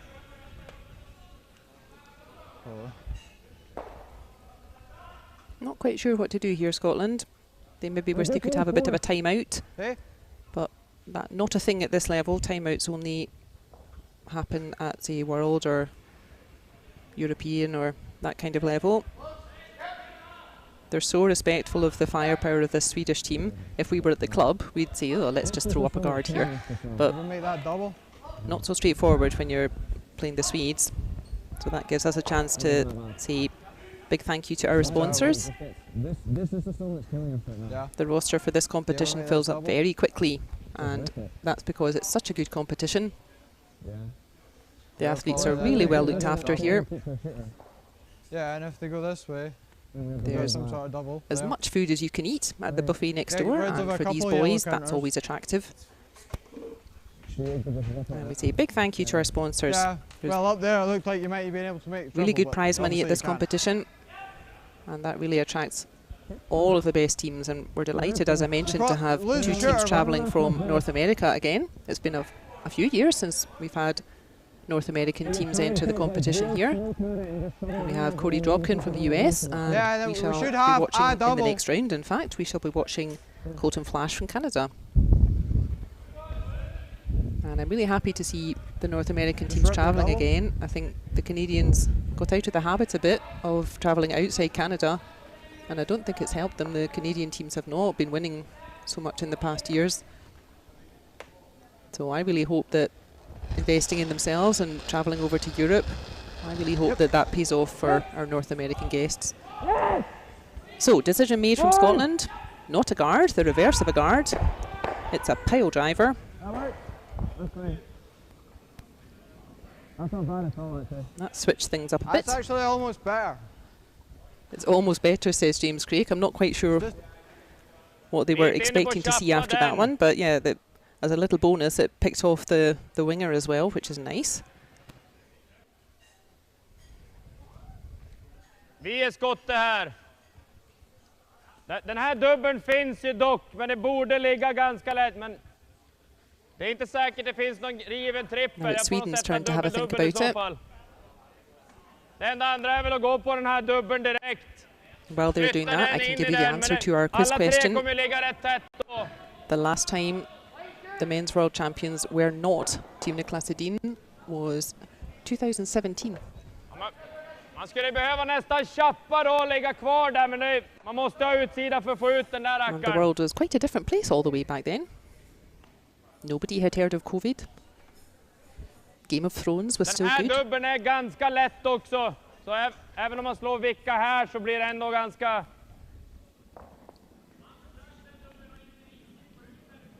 Ja.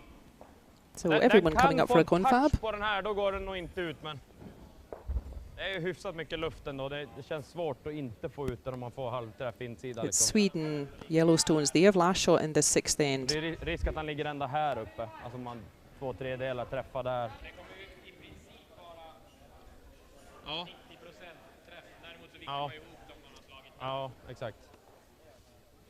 Det ger ingenting att vicka ihop det här. Nej. Nej. Ja. Och slå den här nu, det känns som man måste bli av med den då. Michaela and Clock in the chat just recommending the Olympic final game. And I fully concur with that. I was in China. I was doing some commentary there as well, and I wasn't covering the men's final, so I sneaked along to the ice cube to sit in the arena and watch it. Very tense affair. It was a very engaging, very intriguing game. And it is on YouTube, so I fully recommend having a look at that, viewers, if you haven't seen it, or even if you have. And it is so tense that even though we know who wins, you'll still be somehow surprised. You still feel like halfway through you don't know who's going to win it, because that's how close and tense it was.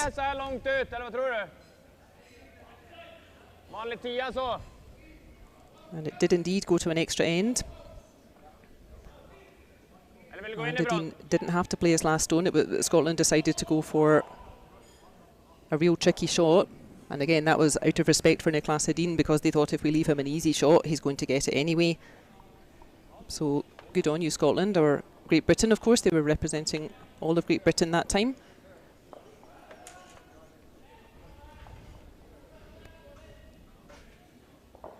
Actually, for me, the key stone in that Olympic final, go back and watch Niklas Edin's final throw in the 10th end. Bruce Mouat was always going to cover the pin with his last stone, but go back and watch Niklas Edin's raise takeout with his last shot in the 10th end.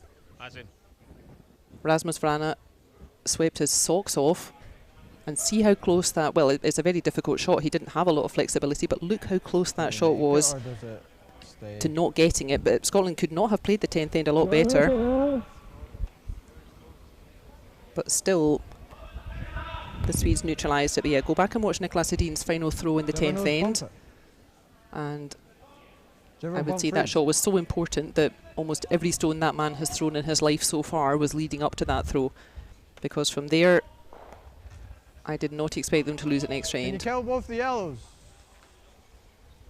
Probably, actually. But a bit of a mistake from Oscar Eriksson with his throw. He was trying to roll the other way with his yellow.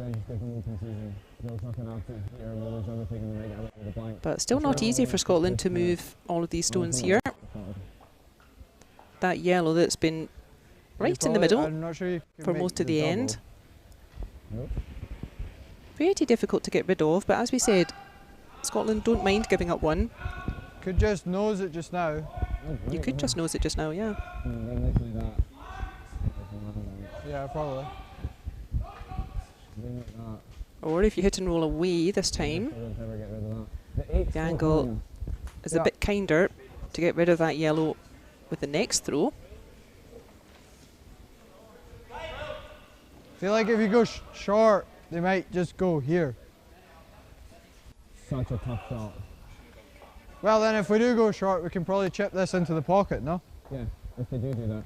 If we split centre and show them, we can show them this half of it. Yeah. Because it's always just going straight here.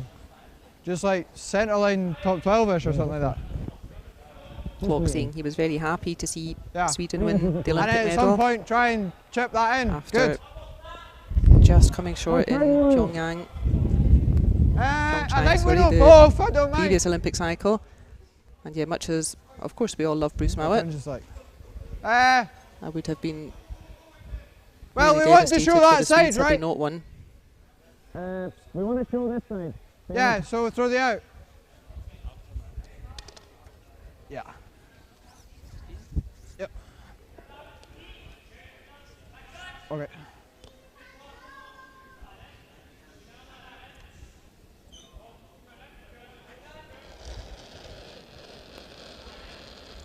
a more difficult end than it looks then, the Easy early, sixth easy end. early. Tight's okay. Room. Don't move this. Bit of an easier end if you were maybe playing at the club. Hard. Hard, go this. But at this Hard. level, you have to be so accurate with your stone Line's placement. really You close. really need to think Hard. about Hard! where the Hard. stone has to land.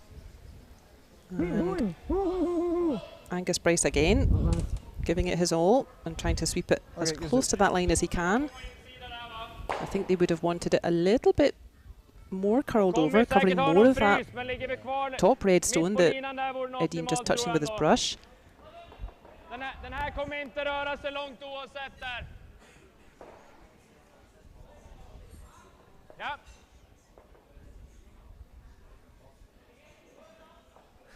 Känns som antingen vicka så vi är lite öppen där eller vicka så vi täcker den här frysen lite grann. Mitt bakom så kan hon nog ändå bara lägga dit den.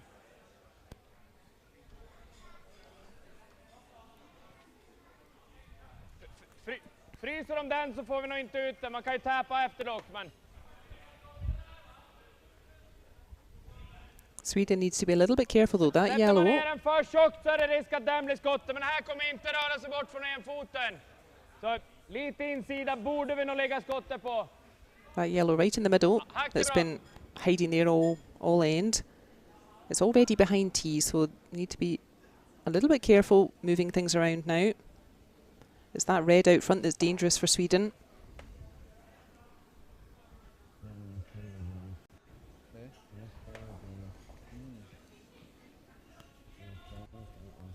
Håll igång! Japp! Ja! Wow! Ralle! Ralle, järnet nu! Kom igen! And Oscar just getting to the inside of that red, a really precise stone there. And you can see that's really switched the angles now. The reds were at a nice angle before to try and squirt that yellow out, but now it's the red that's a bit more vulnerable. The red that's got that big space behind it. And Probably makes quite a few yellows now hanging around. Guard. We can see the importance then of that previous guard, a rare miss from Mouat, but not quite finding enough curl and giving that opening to Oscar Eriksson. And now Sweden lying a lot more nicely.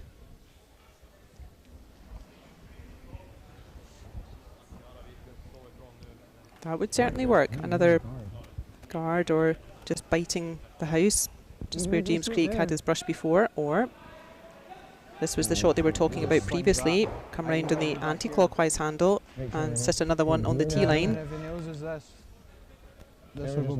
I feel like that might be the safer shot because you have the backing. Exactly. So why freeze? Throw 12, just knows it. A freeze is really nice, or even back 8 kind of way and just nudge that yellow back a little bit. I think that's probably the safer option here. Let's get a second stone in. That red looking a little bit vulnerable now thanks to that really nice precise stone from Oscar Eriksson.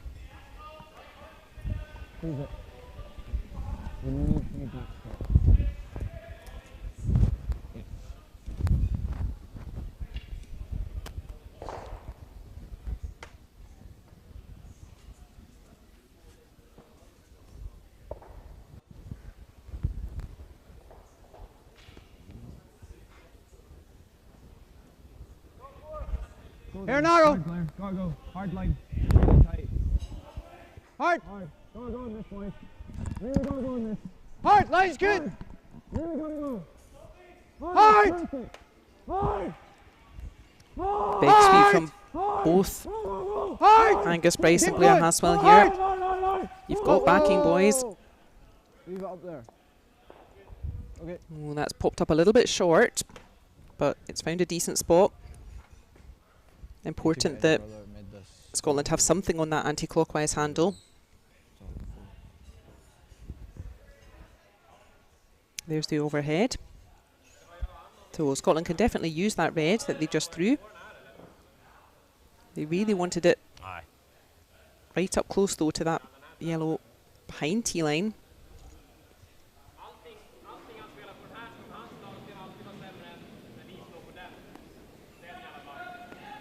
But not too bad there.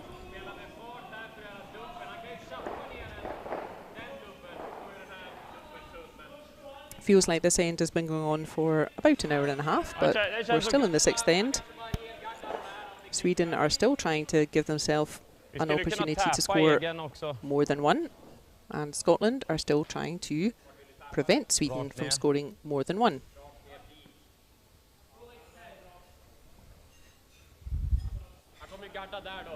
Till och med ligga kvar där så den är, och täppa den dit. Inte superenkelt för han att göra något vettigt, va? Vi vill gärna ge oss båda sidorna. Ja. We will be back again for the next round. That is scheduled for 1 hour's time. So 1:45 European time. Ja. And I'm just taking a look across the ice. I think we'll potentially be back up to time by then. There's all the other scores. So Marco Hoesli looks like their team missing his brother Philip at the moment. They're playing with 3 and they are 4-2. Actually, they've just put 1 up on the board for end 6, so it's now 4-3 to Dropkin over Hoesli. On sheet 3, really close game, but Ross Whyte putting up a big 3 in the 6th end, and that leapfrogs them ahead. So it's now Ross Whyte's team from Scotland, 5-4 ahead over Sixten Totzek of Germany. And local favourites, Michael Brunner, still keeping the pressure on Stefan Walstad from Norway. They lead 5 points to 4.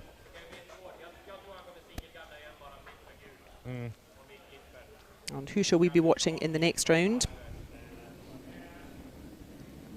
It's my favourites. We're going to be watching Joel Retornaz's Italian rink. They've won all 3 so far. They're already qualified for quarterfinals, but I'm sure they would love to qualify top of the table. They will be playing our Canadian visitors, Team Colton Flasch. Nice att ligga kvar kant så man kan sätta den rakt ner på röd. Ja. Ja. Nej.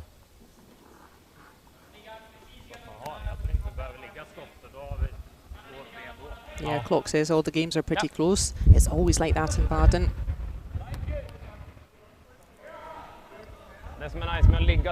As we said, a couple of surprise results yesterday. The Olympic medalists, the champions Niklas Edin and the silver medal winners Bruce Mouat's team, just getting battered out there. It was as though all the other teams couldn't wait to have a go at them.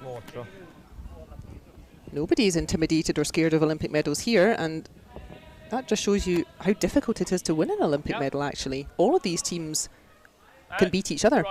The standard's so high here. Any one of these teams can put out any of the other ones, and that really just shows you how difficult it is to win a gold medal. You need to play this well for a consistent period of time over a whole week or 10 days at the Olympics at exactly that right time once every 4 years. It's really difficult.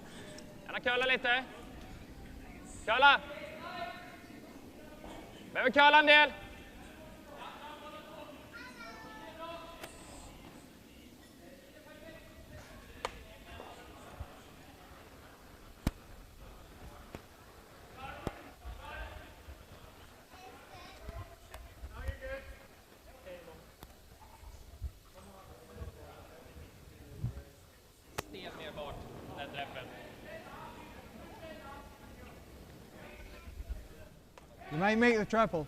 You can make it, yeah. You can at least get this one here.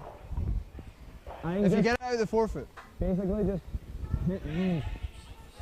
But no chance of watching the Canadians against the Italians until we get this 6th end finished at least. Get it out counting this one. He's doubles only for 1. Fart och precision som i slutet av säsongen liksom. Det är ingen högoddsare direkt, eller det är en högoddsare.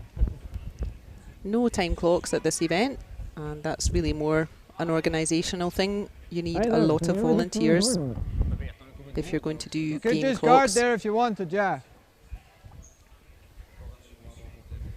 Of course, some of these boys can really talk.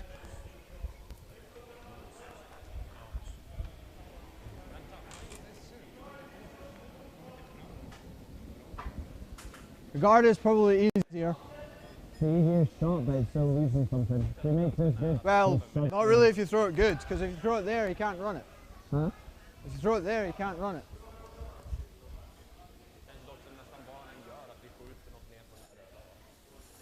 Like if you hook it half round this guard. There's nothing else, is there? Off this side. As I said, our next game, I don't think so. if these boys ever finish this game, will be Colton Flasch from Canada against Joe Returnaz's imperious Italian rink, already qualified for quarter-finals. The Canadians need to win that game. They are on 1 win and 2 losses. That should also be fine as well.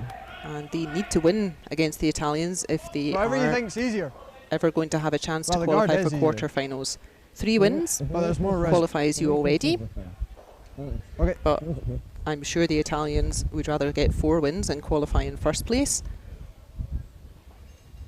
Then you have 1 plays 8, 2 plays 7, 3 plays 6 and 4 plays 5. So it's well worth qualifying top of the pile.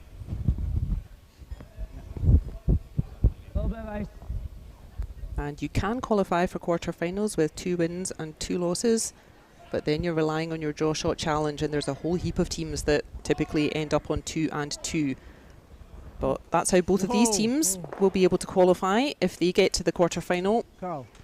Both of them have 2 losses already. Shot.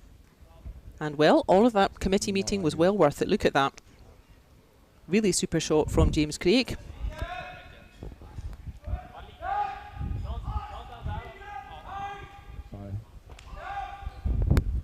Really cleared out all the danger there. Only 1 Swedish stone left. Behind tee now. Really nice stuff, and he's still got that red stone on the anti-clockwise handle that he could use with his last stone. So really good stuff from James Craik. Well worth all that discussion. När den träffar så bak 12 vore väl optimalt. Tjock halv insida, men känns det som att lite grann säkra poängen eller vad man ska säga. Så tar den lite tjockare och bara blir 1 så må det väl ha hänt.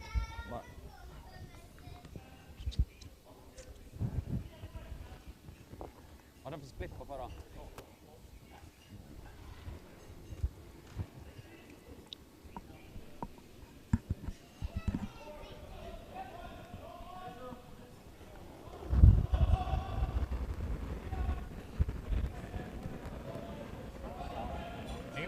Oh, my mistake. This is the last stone. That was the last stone for James Craik. So actually, Sweden does still have a chance to make 2.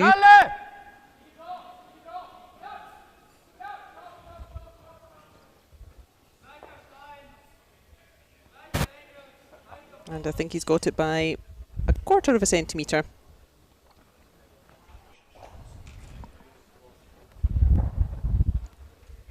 So after the world's longest end,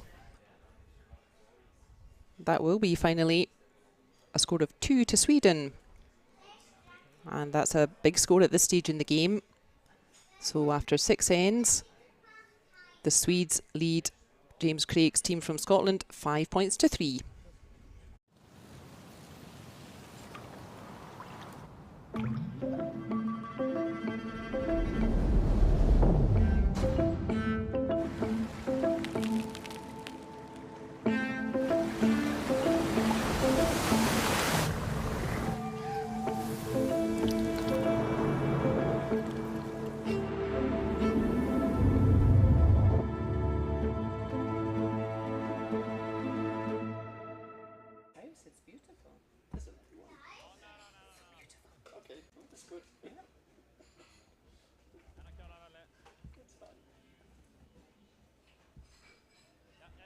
Kom igen.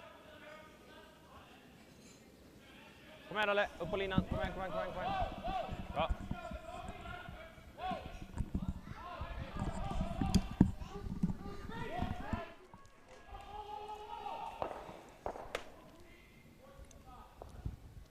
We are in the 7th end. Excuse me. We're eating Luxembourglies here in the commentary box. Luxembourglies are a particular Swiss delicacy. You get them from the baker. They're little mini sweets with a nice cream inside. But we're in the 7th end of our featured game at Baden Masters. We are watching Olympic champions, world champions, European champions, So wide. Niklas Edin. And they are playing Team James Craik from Scotland. And Team Craik hanging tough out there. That sixth then took 3.5 hours, I think, by my watch, but worth it for the Swedes. There were loads of stones in play, really looking at the angles. But worth it for the Swedes, putting a big 2 on the scoreboard there. And that gives them a really nice cushion at this stage. And super setup play, as usual, from Christopher Sundgren. Just freeze it. Then later go here. What will be our objectives for 7th end? It is Scotland who have last stone. Where is it? Top 8. It's like just in top, like just fully in top 8. I don't mind it. Not bad.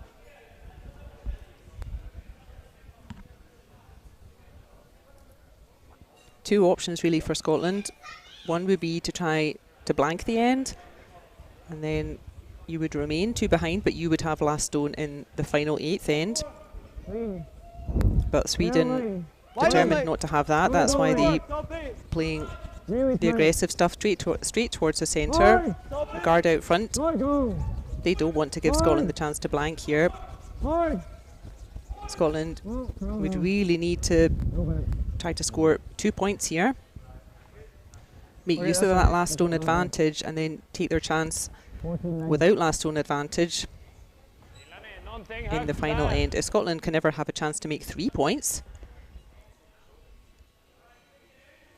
that would be really super. But I think they really need minimum of 2 points here. Try to level the scores and take their chance trying to steal in the 8th end. I don't think 1 point's going to be enough if they going into the final end minus 1 point without hammer. Then that really favours this tough Swedish outfit. So I think Scotland will be working very hard to try to get 2. For those of us hungry and getting hungry for lunch. Unfortunately, I can see the 7th end taking quite a while as well. I imagine we shall have a lot of stones in play again.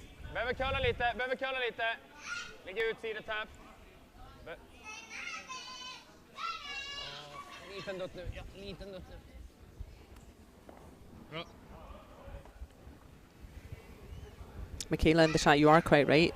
Team Edin are 6-time world champions, that's true. I guess I kind of separate it. So the first time they won, that was with Edin's previous lineup. And I was going to say this lineup has won 5 times, but it's not quite that either, is it? We had Rasmus, I don't think, has won 5. I think he's on 3. It's all rather complicated. Edin himself has certainly been 6-time world champion, though, yes. 11-2. Shit. Whoa. Whoa. Yep. 11-2. Whoa. Yep. Move it. Yes. Whoa. Shot. Scotland doing the right thing here. Oh, I'm fine. Stone placement critical against the big hitting Swedes. If they're to have a chance of making 2, they need to keep those stones far apart. They don't want to give Sweden the chance at a double takeout. They did it beautifully in the 5th end, Scotland. They played 8 for 8 stones and their result was a big score of 2. They will be looking for exactly that again here in this 7th end. Yep.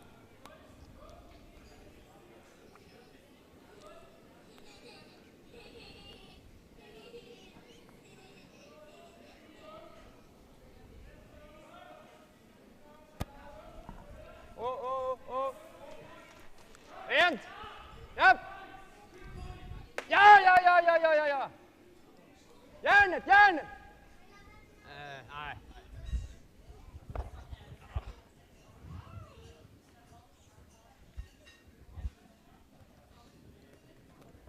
And a miss there from Ramsfjell. That's exactly the chance Scotland need.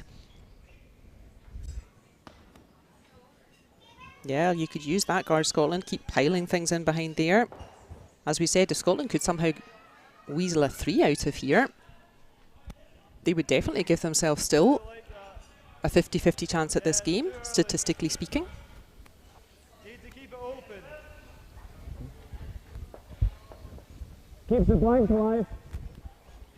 So does going round there. Leaves a 3 in the option as well. First I thought was don't the like that corner. for an idea. I think we need to be aggressive here, Scotland. You've got 2 ends to go. I like this call, yeah. You can hide several stones behind one guard.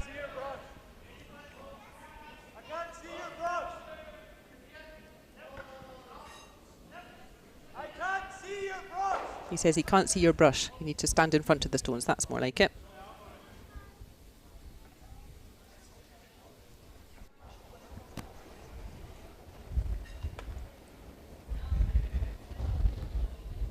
Top 8! Whoa! Scotland looking for Top 8! 8 out of 8 stones again here. Top 12! 8 out of 8 stones earned them No legs a in. big 2 in that 5th end. Yes, yes. And they're looking for a similar performance here. They've already got a mistake from Sweden. Ramsfjell stone just catching on the guard, but we don't want this one catching on the guard. Hard. Great sweep there. Good, Angus. Nice shot. Super stuff from his sweepers. And now, yeah, you're really forcing Sweden to play that run back.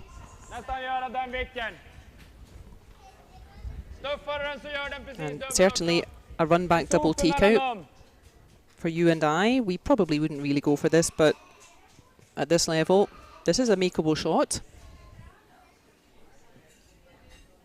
Huge push out from Oscar Eriksson. Almost going past his own stone. Oh, and he does get it. That was the risk of going in behind the guard again.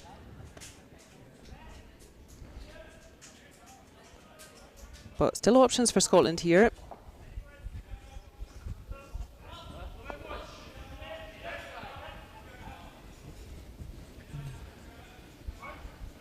Okay. If you were at the club, then that shot that Scotland played before, putting a second stone in behind the guard, you'll be perfectly safe. There's no one at your club that can play that shot very accurately. Raised double takeout like that. Yeah.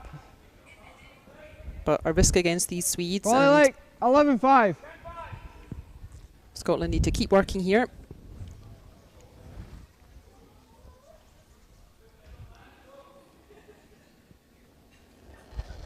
This end still nicely set up for Scotland here in the 7th. We play 8 ends in Baden. If scores are tied after 8 ends, we will play an extra end. We need a winner. But then no one gets any lunch. Oh, they got it right this time. I don't think they have. But because they had that nice controlled weight, they can do something with it. So that's a plan B. Unfortunately, even from my angle, I think Oscar Eriksson's just going to take a run at this. And I think, unfortunately for Scotland, they're lined up beautifully. Chappen är gränsfall, men minsta utsida gör den. So don't hold back, Oscar.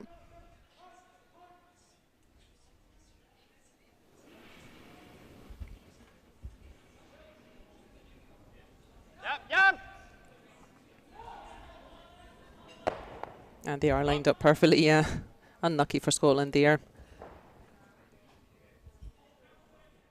Still plenty of space though. It maybe looks a little bit scary if you're a Scotland fan, but there's still plenty of space for Scotland here.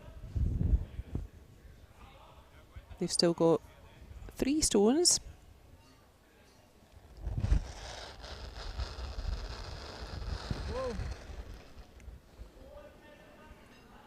Close.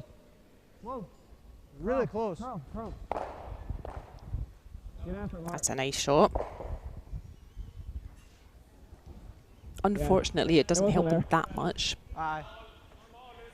Mark Watt stone there because they won't be there for much longer. And I think Sweden are still going to be able to force them to one. But what a satisfying shot though. A triple takeout. Always a really nice shot to make and made so cleanly from Mouat. And he's at least removed the danger from Sweden, so the blank back on now, depending on if Sweden can put the pressure on. If Sweden would ever roll out, then Scotland will then have the option to blank. And, whoa, whoa. Yep. Bra.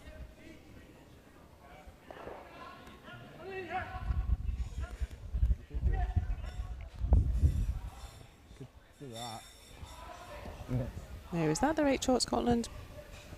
At the moment, you're being forced to score 1 all day. 5 to try and get a steeper roll. 12 might not kill it. So what could you do to try to get 2 instead? Is there a way?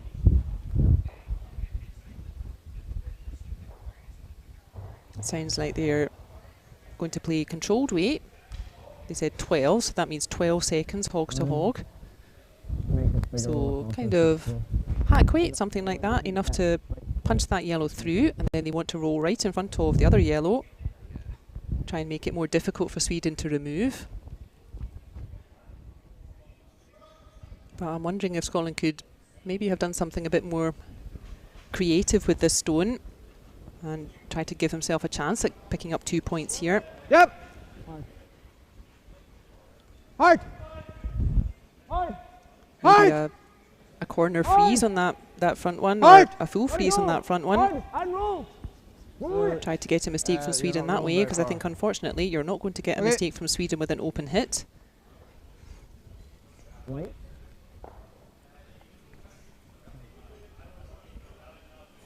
I thought I got through it pretty nice. Oh. Yep. Ja. Ja, samma blir bra.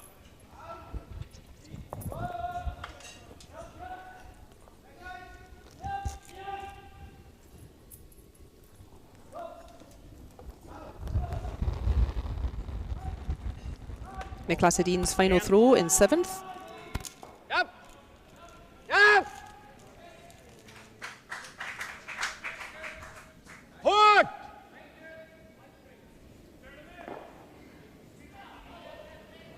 No mistake from him, and Scotland indeed, well, either forced to draw 1 or go for the double takeout. And then you will blank, well, the aim is they want to blank the end, I think. Retain last stone in the 8th end and have another go at trying to build an end and score 2 points.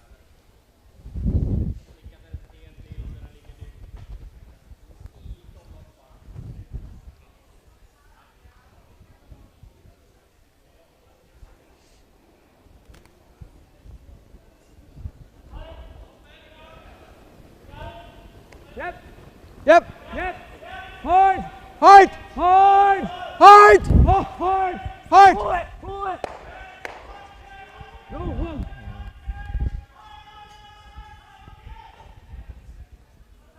Okay. 1 yellow. So that was the danger with going for the double takeout, is that if you're not quite accurate, you might leave one of those yellows hanging around. But they do still have last stone in Scotland. A difficult task to make 3 points here. Well, that is a steal of 1 to Sweden up on the board now, and that means going into the last end, it is Sweden who lead James Craik from Scotland 6 points to 3.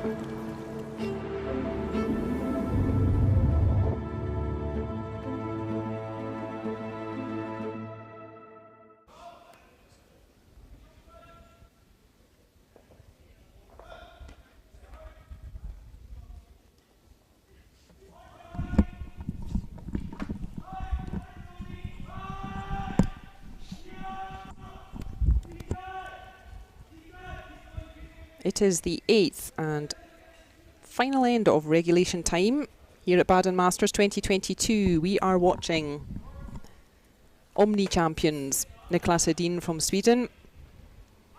They are 3 points ahead of Team James Craik from Scotland. Both teams needing the win here, although if Edin's team loses this game, their competition is finished. Make sure you're over. You look We are over. Both teams have an additional game this afternoon. One more game in the round robin for both teams. 18. James Craik's team had a win against Corey Dropkin's team from the US yesterday.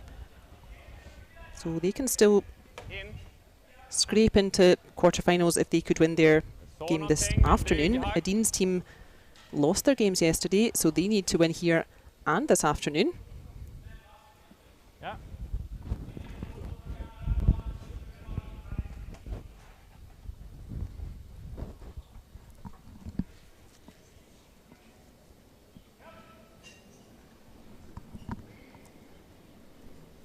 So here's a shot you don't see very often. It's a tick shot on a corner guard. You see this a lot in mixed doubles actually, if you're doing a power play in mixed doubles. And that shot starting to appear here in the traditional game. You will see James Craik trying to sweep that stone all the way out because it is protected by free guard zone. And great effort from Christopher Sundgren, but the Scottish stone just going over that back line. I don't think so. And it is Scotland who are entitled to replace the stone where they feel it was before. James just asking everyone down the other end, is that where you remember it as well? Just assumed there was a ring there, but And that's a bit of a let-off for Scotland. They need to score 3 here. It's a big ask against this Swedish team, but doing the right thing, putting up a double guard. Blair Haswell had a good game, setting up the ends well. And going for a second guard here.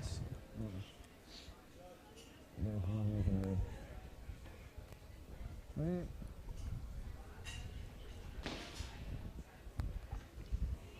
that's not really where they wanted it. It is a second guard. And the angle is quite nice, but those stones are too close together. Ingen absolut gimme, men en hård insida lite grann så gör man den dubbeln. Rasmus Frand not allowed to remove them this time. This is stone number 5. So free guard zone still active just now. But you can see that's why the Scots boys were a little bit disappointed with that, because they know that with Rasmus Frando's next stone, he will be taking a run at that pair of reds. But meanwhile, not allowed to remove those from play with this shot.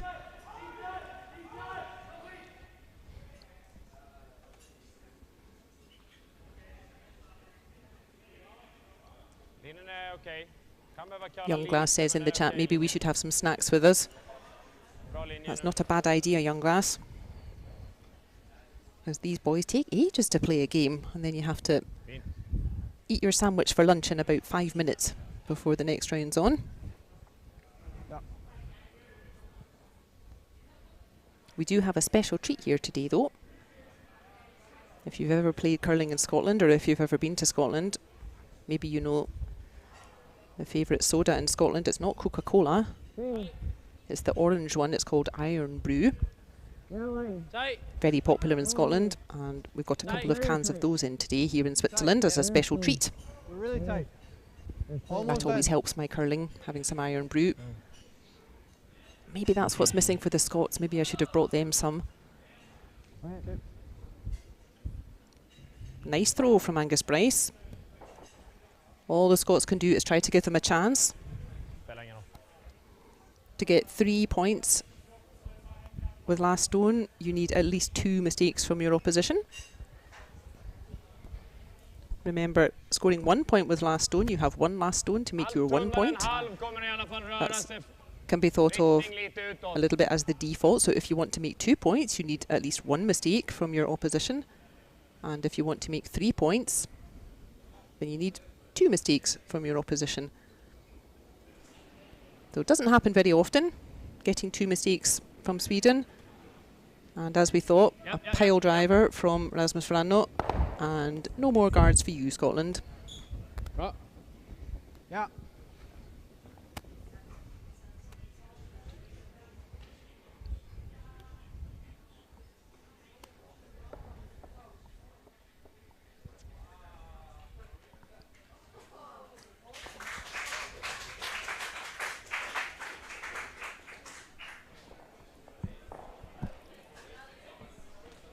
So keep your nerve, Scotland. All you can do is place the stones as well as you can. Try to tempt Sweden into a mistake. And this is the right call at this stage in the end. Angus Bryce playing another guard. Let's keep busy Sweden. Hang on. Let's keep Sweden busy out front for a little while.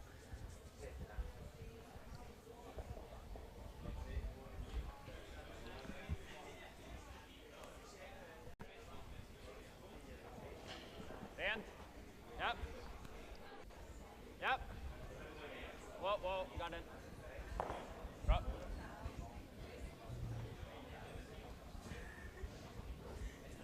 Yeah. Is that one too early? This is a more creative call from Scotland. James Craik suggesting, what if we come around the back of everything? You could put another guard, yeah. One more guard maybe, and then we're going to have to bring the game into the house.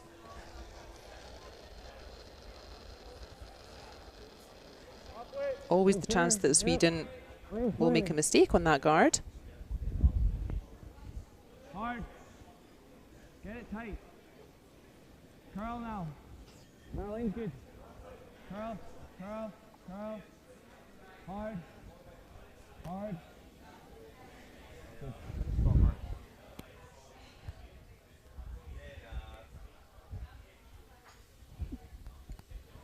So good play from Scotland. They're not doing anything wrong here in this 8th end, but they just need to keep patient, keep working hard.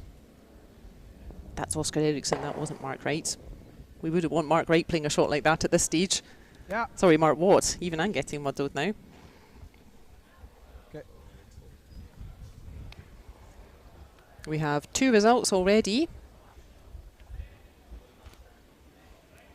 On sheet 1, it is Team Corey Dropkin from the US picking up their 2nd win of the tournament. They're coasting along nicely. And first defeat for Marco Hoesli, missing his brother Philip today, just the 3 of them out there. So let's hope Philip's back this afternoon. And also, finally, a really tight win for Ross Whyte's team from Scotland. That big 3 in the 6th end, serving them very well. And they finally triumphed 5 points to 4 over Sixten Totzek of Germany. Okay, this is getting slower. Yep. I've trapped it.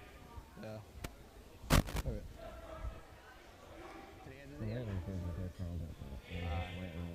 And over on sheet 4, that game's still continuing. Local favourites, Michael Brunner, last year's winners. They are in an extra end against Stefan Walstad from Norway. That was the applause you could hear in the background. I seem to remember that Papa Keufler and maybe Papa Meyer, their sons playing in that team. And both fathers very proud of their sons. And always very strong supporting.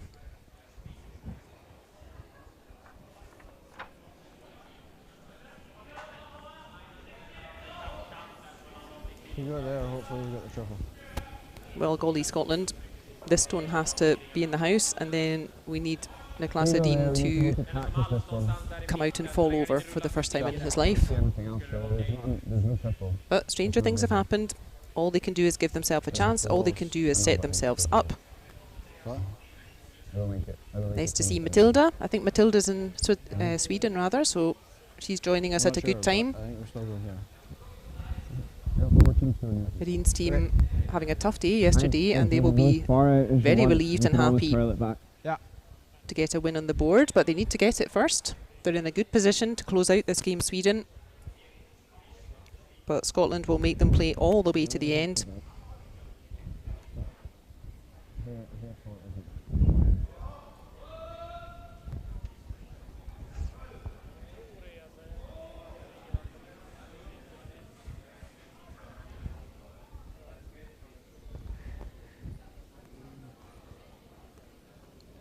First stone for James Craik in this 8th end. Could it be his final throw of this game?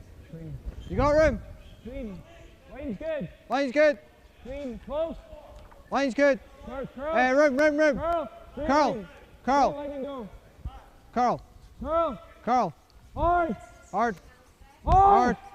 And again, Scotland doing nothing wrong out there, but the degree of difficulty for their shots really big to try and get mistakes out of Sweden.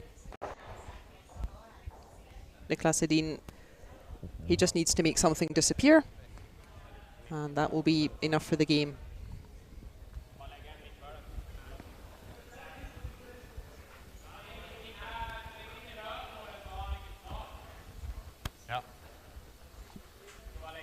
And actually, over on sheet 1, that win for Corey Dropkin's team, that qualifies them for quarter-finals. That was their 3rd win. They'll be delighted. And same on sheet 3 for Ross Whyte's team from Scotland. That's their 3rd win out of 3. They're qualified with 1 game for them left to come. Unfortunately for Team Todsek, a valiant effort from Coach Uli Kapp, playing with the team this weekend. Not enough to qualify them though. They will not progress to quarter-finals this time, but they have 1 more game this afternoon.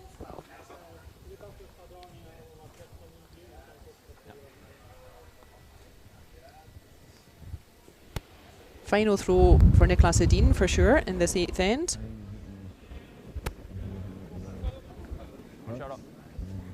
And not making anything go away, in fact.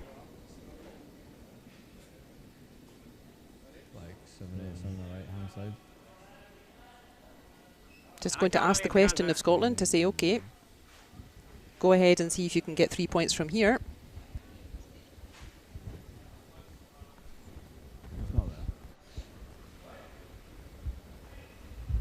You lose your 6, I think. What needs to happen? There's that yellow in the forefoot. I can't tell which is shot, but to make 3, that yellow has to go away. And Scotland have to be lying 3 at the end of this shot.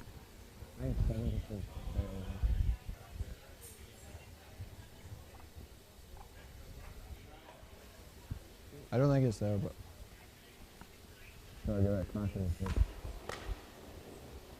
what do you think, viewers? Can you see a shot there? To try to move that yellow without touching that red. Remember, you don't want to spring your own red out. Cheers. There's nothing there. Cheers. So finally doesn't need to throw his last stone, James Craik. A brave effort from Scotland. Their hope's still alive in the championship in this competition. They've got 1 more game left against Marco Hoesli, who's currently missing his brother Philip and playing with 3 of them. So chances for James Craik's team this afternoon. But finally a win on the board for multi-champions Edin's team from Sweden. They'll be very happy about that. They can still qualify this afternoon. They have a final game they will be playing. Sorry, it's Team Edin who is playing Marco Hoesli, and Team Craik, they're playing Andre Schnider. And Schnider's team, they had the morning off, so they'll be nice and fresh. We curled it from like halfway we'll be following those later. So the team's just doing their last shot draw for the next round. But finally, whether it was a point to yellow or a point to red, doesn't really matter. The final result is a big win for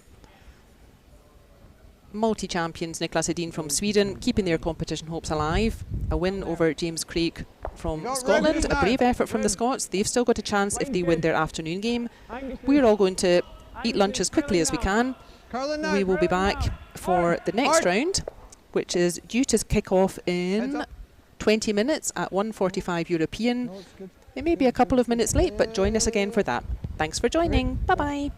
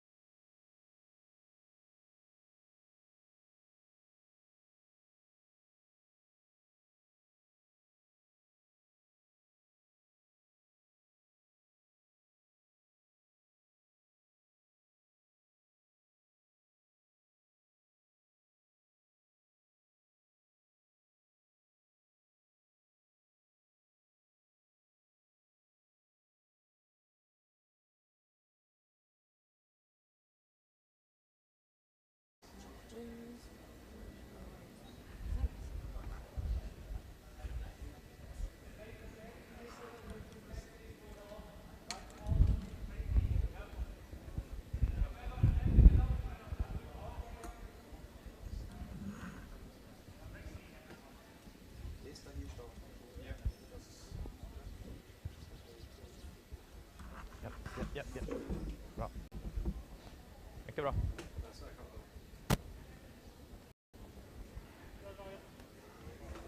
Rätt. Ja, en matchseger. Nice, bra laget. Gick ju inte lottlösa den här säsongen heller.